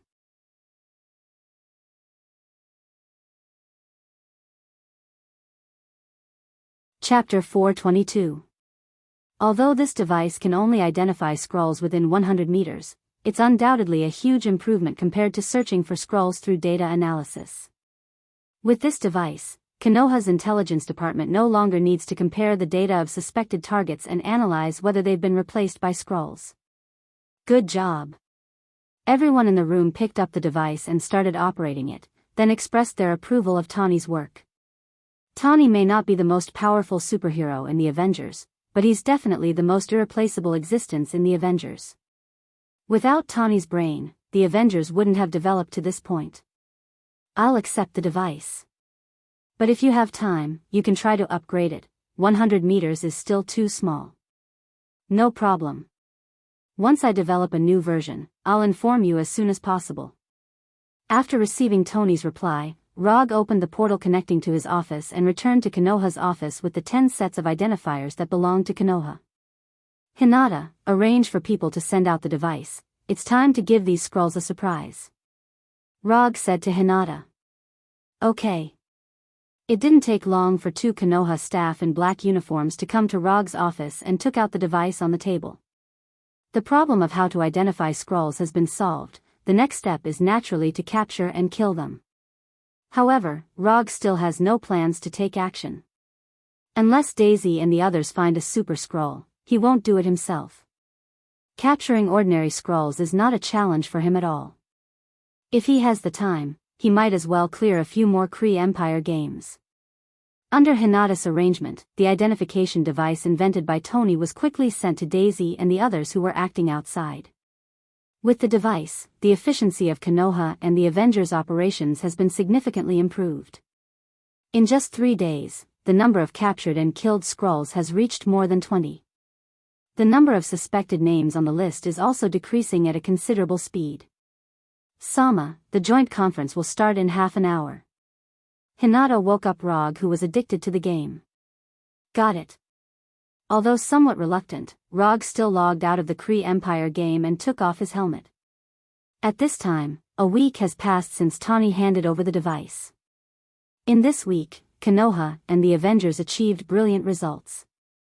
They had captured 36 scrolls alive and killed 43 scrolls. Under the joint attack of Konoha and the Avengers, the scrolls active in Washington and New York were all caught in one net. Even the scrolls who disguised themselves as government workers weren't spared from the attack. In the beginning, the White House and military expressed their dissatisfaction with Konoha and the Avengers. But when they received the corpses of scrolls, they obediently shut up. Because of the scrolls with the scrolls to kill Konoha. Even the suggestion of a joint press conference was tactfully proposed by the White House and the military. But even if they didn't mention it, Tawny had already decided to hold a press conference. In the past 6 months, the Avengers had taken the blame many times, and the support of the public has reached an all-time low. Now that there is sufficient evidence, it's time to wash away the slander.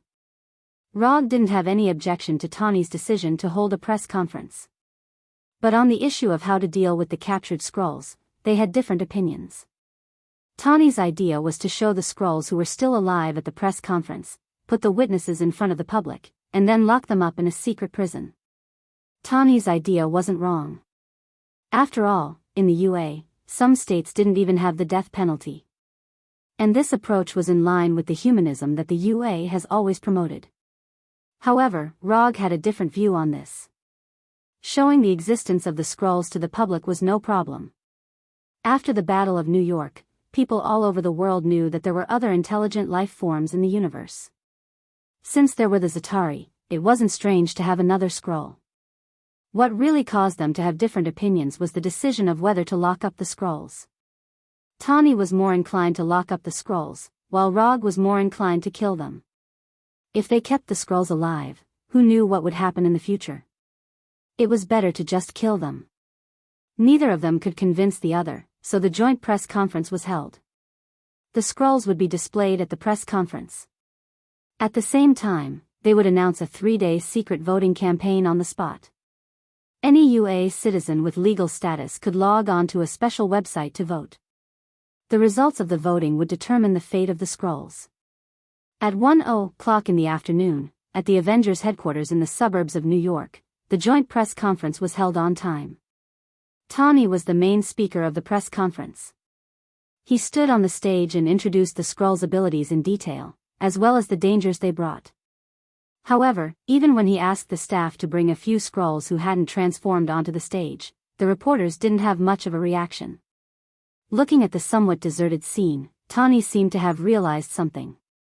Once the impression was bad, it was difficult to recover. Even if people knew that the scrolls had disguised themselves to frame the superheroes, they wouldn't change their opinion.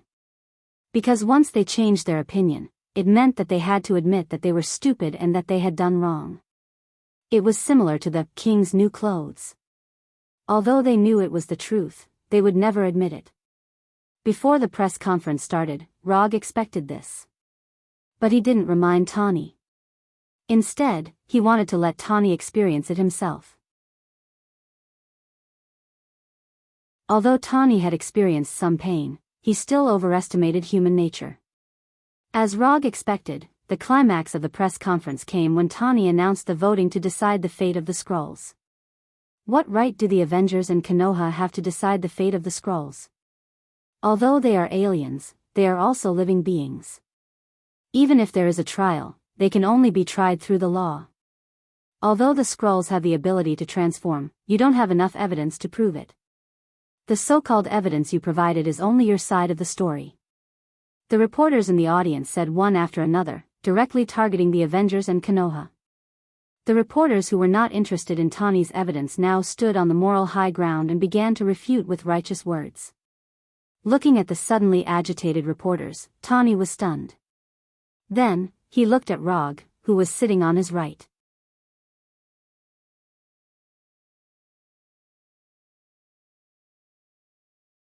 Chapter 423. Looking at Tani's pleading eyes, Rog suddenly missed the Tani before he became Iron Man. Although Tani didn't know him at that time, he had seen a lot of news reports and live broadcasts about Tani. The arrogant genius and playboy from back then was completely gone. It had to be said that the identity of a superhero could really change a person. If it was the Tani from back then, he would never have shown such pleading eyes, let alone be speechless by the reporter's questions. After silently lamenting in his heart, Rog stood up and came to the podium. There was no need for any verbal communication. When Rog came over, Tani immediately gave up his position and sat in his seat without saying a word. When the person standing on the podium became Rog, the sharp questions from the audience instantly disappeared without a trace. A person's name, a tree's shadow. The reporters in the audience may not have dealt with Rog before, but they must have seen Rog's arrogant public declaration. "I will answer your questions just now," Rog said in a calm tone. His eyes slowly swept over every reporter in the audience. Although he hadn't done anything yet, the moment his eyes swept over them, all the reporters in the audience felt an inexplicable chill. However, as reporters, they showed excellent professionalism and didn't show any signs of losing their composure. This was a live broadcast. If they lost their composure, even if their careers weren't ruined, they would at least go down the drain. "Actually, I can answer all your questions with one sentence." We are not discussing with you how to deal with these scrolls, we are just informing you. It doesn't matter if you're willing or not, or if you acknowledge it or not, the fate of these scrolls is only imprisonment for life or death. You only have the right to vote or not, you have no right to raise any objections. If you want to show your benevolence, go to this website and vote. Do you understand? Rog's tone was neither cold nor stern. However, everyone could hear the undeniable tone in his words. After that, Rog gestured to the staff below the stage to project the voting page onto the huge screen on the stage. At this time, the statistics below the death and life imprisonment options were still 0. The reason why it was still 0 was not because no one in the United States had voted, but because the voting had not even begun. Now, I announce that the voting for the punishment of the scrolls has officially begun. As Rog's voice sounded, the 72-hour countdown at the top of the voting page began to roll. A few seconds after Rog announced the start of the voting, the statistics on the page began to rise crazily. 1,000, 5,000, 10,000, 30,000, 50,000. Looking at the increasing numbers on the page, the reporters sitting in the audience fell silent. Just as Rog had said, they had no right to make any suggestions or objections. The crazy numbers on the voting page proved an incomparably cruel fact. That is, not many people cared whether Konoha and the Avengers' decision was legal or not. In other words, those who voted tacitly agreed that Konoha and the Avengers had the right to do so. With the official start of the voting, the scheduled process of the press conference was all over. However, Rog did not leave the stage at this time, but continued, perhaps even now, some people still don't believe that the previous accidents were caused by the scrolls, but it doesn't matter, because the evidence you want is now in front of you. All cameramen, aim the camera at the door. Not to mention the reporters and cameramen at the scene, even Tawny and Daisy didn't understand Rog's words. However, they soon knew the reason. The venue of the press conference was on the grass next to the Avengers headquarters, only a few dozen meters away from the door. After hearing Rog's words, everyone at the scene turned to look at the door. Then, they saw a large group of superheroes. Iron Man wearing an Iron Man armor, Captain America holding a shield, Hulk with a tall figure, Hawkeye with a bow and arrow. Of course, among these superheroes, there were also no faces of Konoha members. Punisher, Abomination, Shockwave Woman, Quicksilver, Red Tank, among these superheroes, except for Yondaime Hokage and Thor, the faces of Konoha and the Avengers who have publicly appeared and performed missions outside were basically all there. Did you know this would happen? Looking at the superheroes, who suddenly arrived on the opposite side, Tawny asked Rog. Isn't this a normal thing? If Rogers and the others were tried in public on other planets, you would definitely take people to rescue them. Rog answered calmly. When Tawny proposed a huge press conference, he guessed this. What's more, they also made a special advance notice. Why didn't you say it earlier? We weren't ready to fight at all. Tawny complained.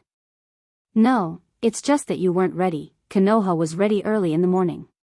We will stop them first. You are responsible for evacuating the crowd and sending these people to a safe place. After that, Rog summoned his Haori and Kusanagi sword.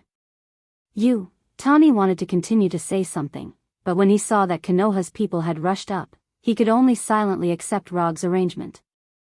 This is also an opportunity for us, an opportunity to catch them all in one fell swoop. As soon as his voice fell, Rog's figure disappeared on the stage, leaving only a finger-thick light blue electric snake. Lightning body flicker. Using the lightning body flicker, Rog came from the stage to the door in an instant, and the Kusanagi sword in his hand was wrapped in light blue lightning. Without any hesitation, the Kusanagi sword in his hand directly stabbed the nearest Hawkeye. Whoosh! The Kusanagi sword wrapped in lightning cut through the Hawkeye's neck like cutting through a cream cake, instantly beheading him. Byakugan, open. When the head of the Hawkeye flew, Rog opened the Byakugan at the same time, increasing his vision to the level of cheating. When Rog took the lead to kill the Hawkeye, the other Konoha's people also launched their own attacks.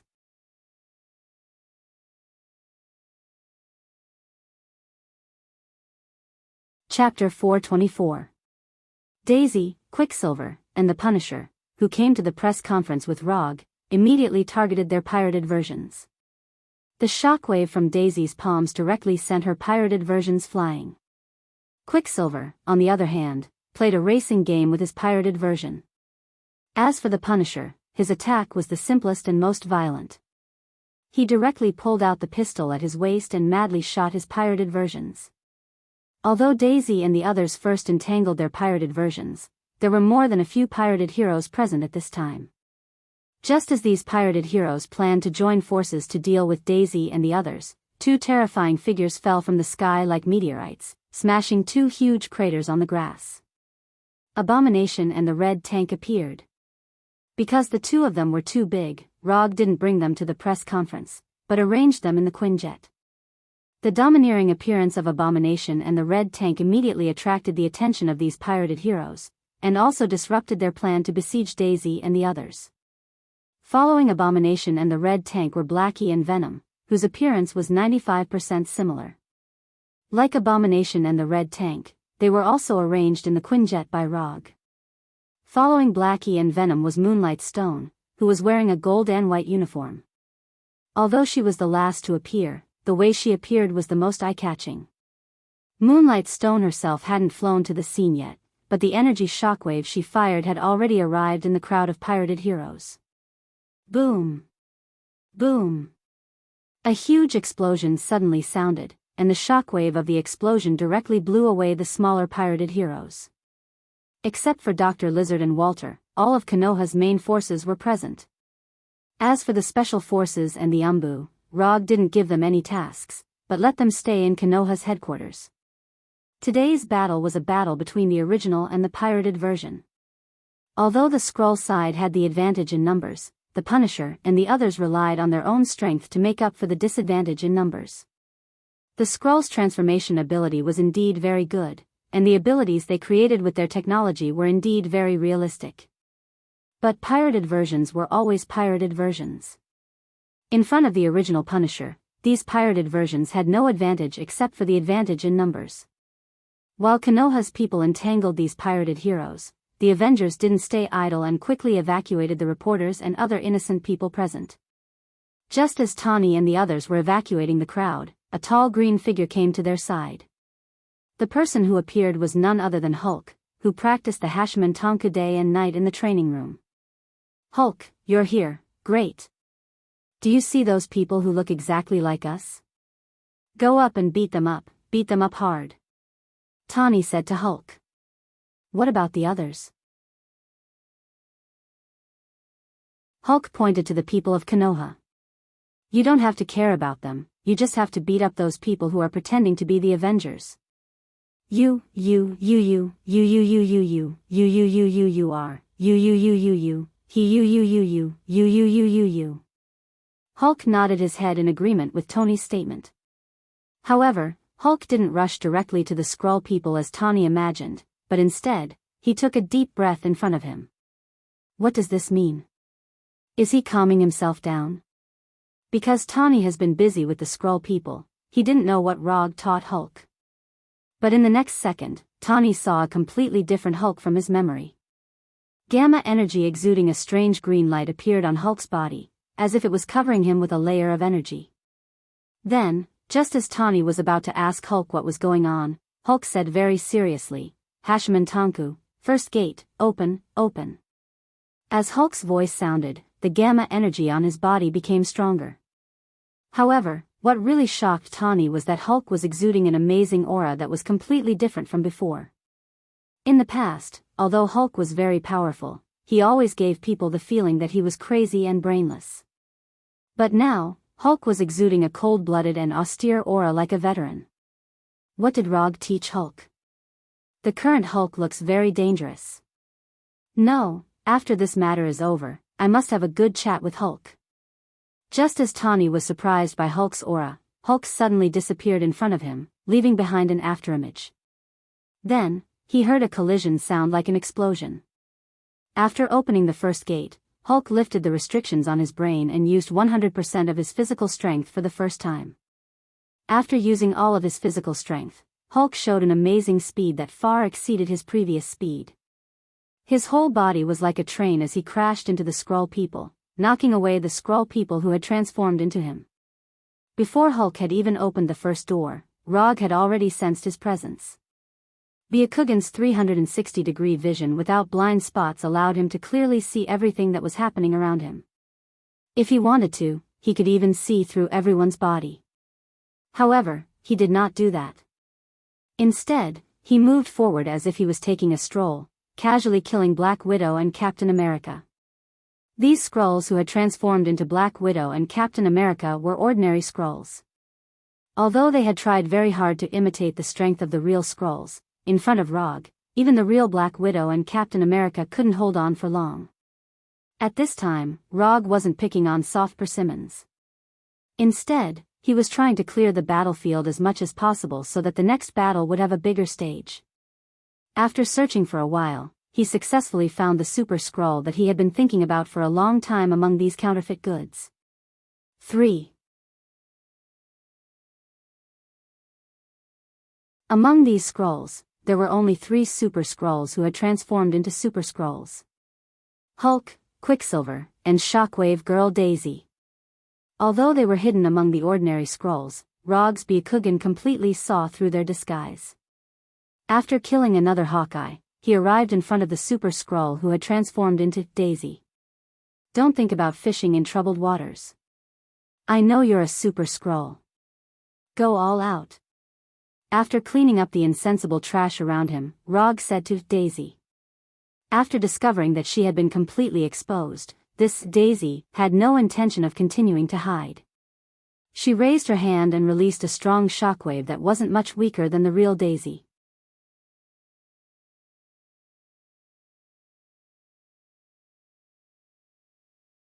Chapter 425. The invisible shockwave created ripples in the air and attacked Rog at an astonishing speed. However, for Rog, who was already used to this kind of shockwave attack, the attack from Daisy was too slow. In the blink of an eye, Rog disappeared from his original position, leaving behind a finger-sized light blue electric snake. Then, his voice sounded behind the fake Daisy. You're too slow. Following his voice, the Kusanagi sword in his hand stabbed straight at the back of Daisy. Without enough time to dodge, Daisy made a counterattack that was within Rog's expectations. Boom! With himself as the center, he unleashed a 360-degree shockwave without any blind spots. This was both an attack and a defense. Although Daisy had never fought with Rog before, all the Skrulls, including him, had studied Rog's fighting style in detail. Strength, speed, technique, energy release. In the internal investigation report of the Skrulls, most of Rog's fighting attributes could be said to be perfect. This was also the reason why these Skrulls had never disguised themselves as Log. With their technology and strength, the Rog that they disguised as was extremely flawed. Even if they used it to fool ordinary people, the Rog that they disguised as was not enough to pass off as the real deal. Therefore, in order to prevent their disguise plan from being exposed, they gave up on the idea of disguising themselves as Rog. However, in Rog's perfect fighting attributes, they discovered a weakness of Rog. To be precise, it could not be considered a weakness. It was just that compared to his other attributes, this attribute was obviously a few levels lower. Constitution. Because he was an Earthling, Rog's constitution was not very outstanding. Not to mention the races in the universe that specialized in constitution, even compared to some ordinary races in the universe, Earthling's constitution was obviously inferior. Under normal circumstances, Rog's constitution was not particularly strong, but it was enough to be his fatal weakness. However, this deficiency in his physique was made up for by his speed that surpassed that of an ordinary person. When analyzing Rog's fighting videos, the Skrulls discovered that Rog had a preference for close combat. In response to this phenomenon, they developed an effective method to deal with Rog's weak constitution. In close combat, they would exchange injury for injury. Although the physiques of the Skrulls aren't that strong, compared to the humans of Earth, they still have an advantage. As long as they could severely injure Rog, not to mention exchanging injury for injury, even exchanging life for injury would be worth it. Although super scrolls were rare, they weren't like Logue, where there was only one of them. More importantly, they discovered that Rog played an irreplaceable role in Konoha.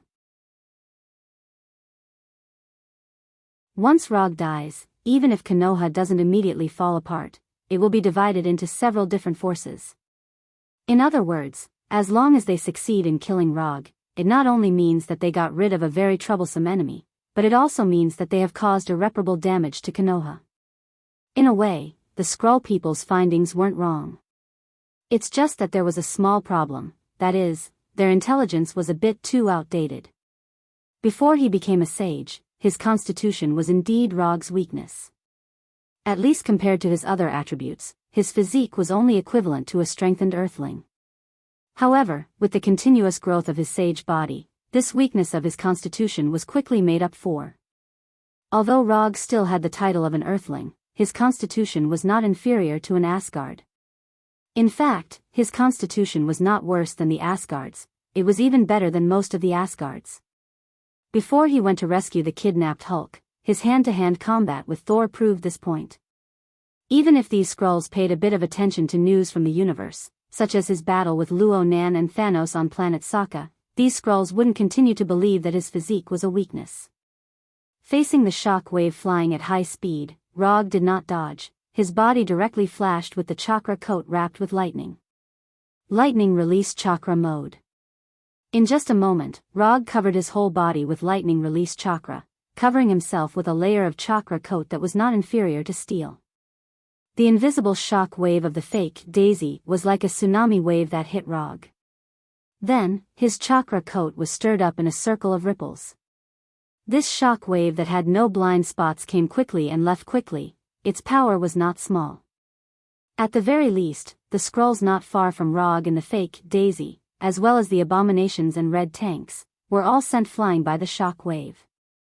However, Rog, who was closest to the fake Daisy, was still standing in his original position. Your reaction is not bad. But it's still too slow. As soon as his voice fell, the Kusanagi sword in Rog's hand drew two silver arcs in the air. Chi! Chi!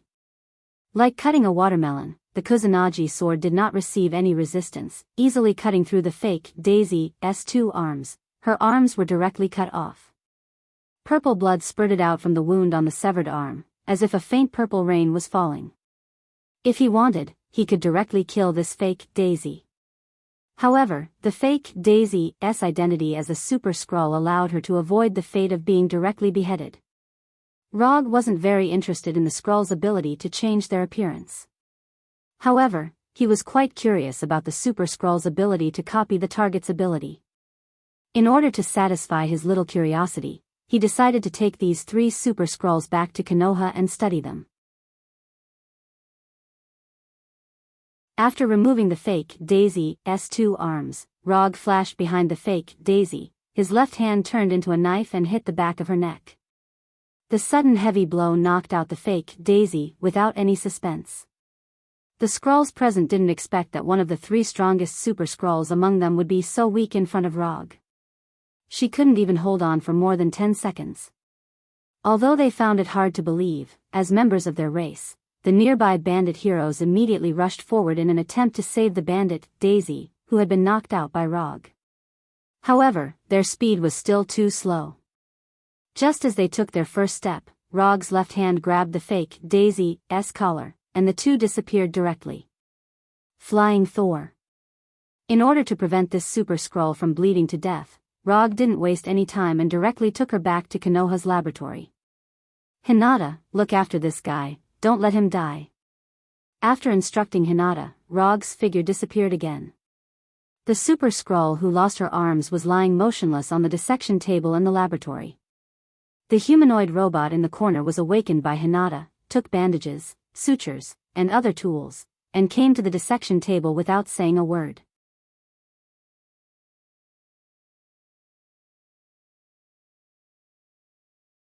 Chapter 426. Although Hinata didn't know what Rog was going to do to the seriously injured super Skrull, since Rog had ordered her to do so, she would never let this super Skrull die. Under Hinata's control, the 3 medical robots quickly treated the seriously injured and unconscious Super Skrull. After bringing the fake Daisy back to the laboratory at Konoha's headquarters, Rog immediately returned to the Avengers headquarters. At this time, the Skrull disguised as heroes were still fighting with Konoha and the others. However, the most eye-catching thing now wasn't the members of Konoha or the heroes, but Hulk. After opening the first gate, Hulk lifted the restrictions in his brain and exerted 100% of his physical ability. Now, Hulk is using his actions to prove what it means to be unstoppable. Although only Hulk is participating in the battle on the Avengers side for the time being, he, who opened the first gate, blocked more than 20 heroes with his own strength. A Black Widow with a punch, a Hawkeye with a kick, and a few Ant-Men with a kick. Although the unrelated personnel in the Avengers headquarters have been completely evacuated, the broadcast of the battle has never stopped. Through the live broadcast, countless people saw the battle scene of Hulk killing the heroes crazily. Watching these knockoff heroes die one by one in the hands of Hulk, who was emitting green light all over his body, the audience on the other side of the TV couldn't help but have the same thought. Hulk, the strongest Avenger. After returning to the battlefield, Rog paid a little attention to Hulk's battle for a few seconds, and then focused on the fake Quicksilver, who was competing with the real Quicksilver in speed. This fake Quicksilver is also a Super Skrull and is one of the research targets that Rog must bring back to the laboratory. Compared with the battles of others, the battle between the real Quicksilver and the fake Quicksilver seemed a bit ordinary. To be precise, it's not ordinary, but not many people can see the specific situation of their battle. In the eyes of others, the two of them are like two flashing ghosts, constantly appearing in every corner of the battlefield. Lightning body flicker. Without any hesitation, Rog immediately joined the speed competition between the two Quicksilver. Compared with the first time they met, Quicksilver's speed has improved a lot. However, he's not the only one whose speed has improved. Within a few seconds, Rog, who was in the state of lightning body flicker, appeared in front of the two of them. Rog's appearance made the real Quicksilver and the fake Quicksilver stunned. Then, a completely different look appeared on their faces. Quicksilver's face, of course, was an expression of excitement. Having competed with Logue in terms of speed, he knew very well what kind of speed Logue possessed. With Rog's help, he was confident that he could solve this problem in a short period of time. Of course, the original Quicksilver was happy to see Roger join, while the counterfeit Quicksilver showed a very dignified look at this time. Speed had always been Logue's forte. Quicksilver was to be very well know this. Just as he was thinking about how to get rid of the joint attack of Rog and Quicksilver, he saw a completely incomprehensible picture. Using lightning body flicker, he instantly appeared in front of the real Quicksilver and the fake Quicksilver. Without any hesitation, Rog made his move. However, his target was not the fake Quicksilver, but the real Quicksilver. Did I mistake him for someone else? This thought quickly emerged in the mind of the fake Quicksilver. Even the real Quicksilver showed a puzzled look after seeing Rog's right hand grabbing him like lightning. Rog, who was using Byakugan, certainly wouldn't mistake him for someone else. What he wanted to catch now was the real Quicksilver. In just a moment, Rog's right hand, which was wrapped in chakra and lightning, grabbed Quicksilver's shoulder. Then, his right hand suddenly exerted force and threw Quicksilver, who was running at high speed, out. After doing all this, he turned and chased after the fake Quicksilver.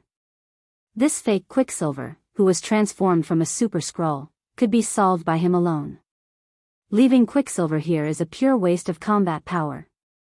Although Quicksilver didn't know what Rog was planning, he didn't suffer a serious impact after being thrown by Rog. Instead, he fell into the crowd of heroes in a relatively gentle way. Quicksilver wanted to catch up and ask, but the bandit heroes around him helped him put an end to this idea with their actions. At this time, although Rog was far away from the main battlefield, he could still clearly see everything happening on the battlefield with his Byakugan. After confirming that Konoha's people were not in danger for the time being, he focused his attention on the crazy running fake Quicksilver in front of him. Although this fake Quicksilver tried to rejoin the main battlefield, so as to use his super speed to attack Konoha's people. But Rog told him a fact with his own actions, that is, don't even think about it. At this super speed that exceeds the speed of sound, ordinary ninjutsu can't hit the fake Quicksilver at all. After confirming that Konoha's members on the main battlefield were not in danger with his Byakugan, he closed his Byakugan. 3 Tomo Sharingan, open. First gate of Hashimoto Tanku, open. After switching Byakugan to Sharingan, he opened the first gate of Hashimoto Tanku at the same time. With the opening of the first gate, his already amazing speed instantly became even more terrifying. He didn't use Hashimoto Tanku to directly attack the fake Quicksilver. He had a better way to deal with this fake Quicksilver. After using the Hashimoto Tanku, he instantly caught up with Quicksilver in front of him as if he had turned on the nitrogen acceleration of a race car. Sharingan, Golden Bind Genjutsu.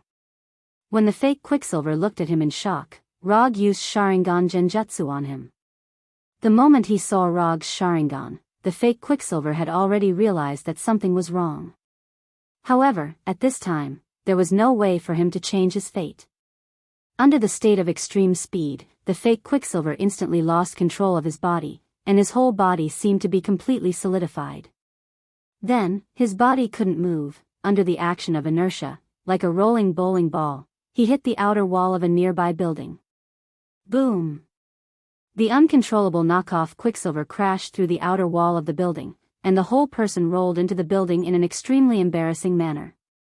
When the fake Quicksilver finally stopped rolling, Rog, who was wrapped in a light blue chakra coat, came in front of him and looked at the scar-covered fake Quicksilver.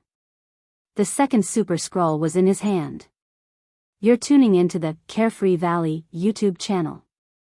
Don't forget to subscribe and join us on this journey to catch the most captivating stories.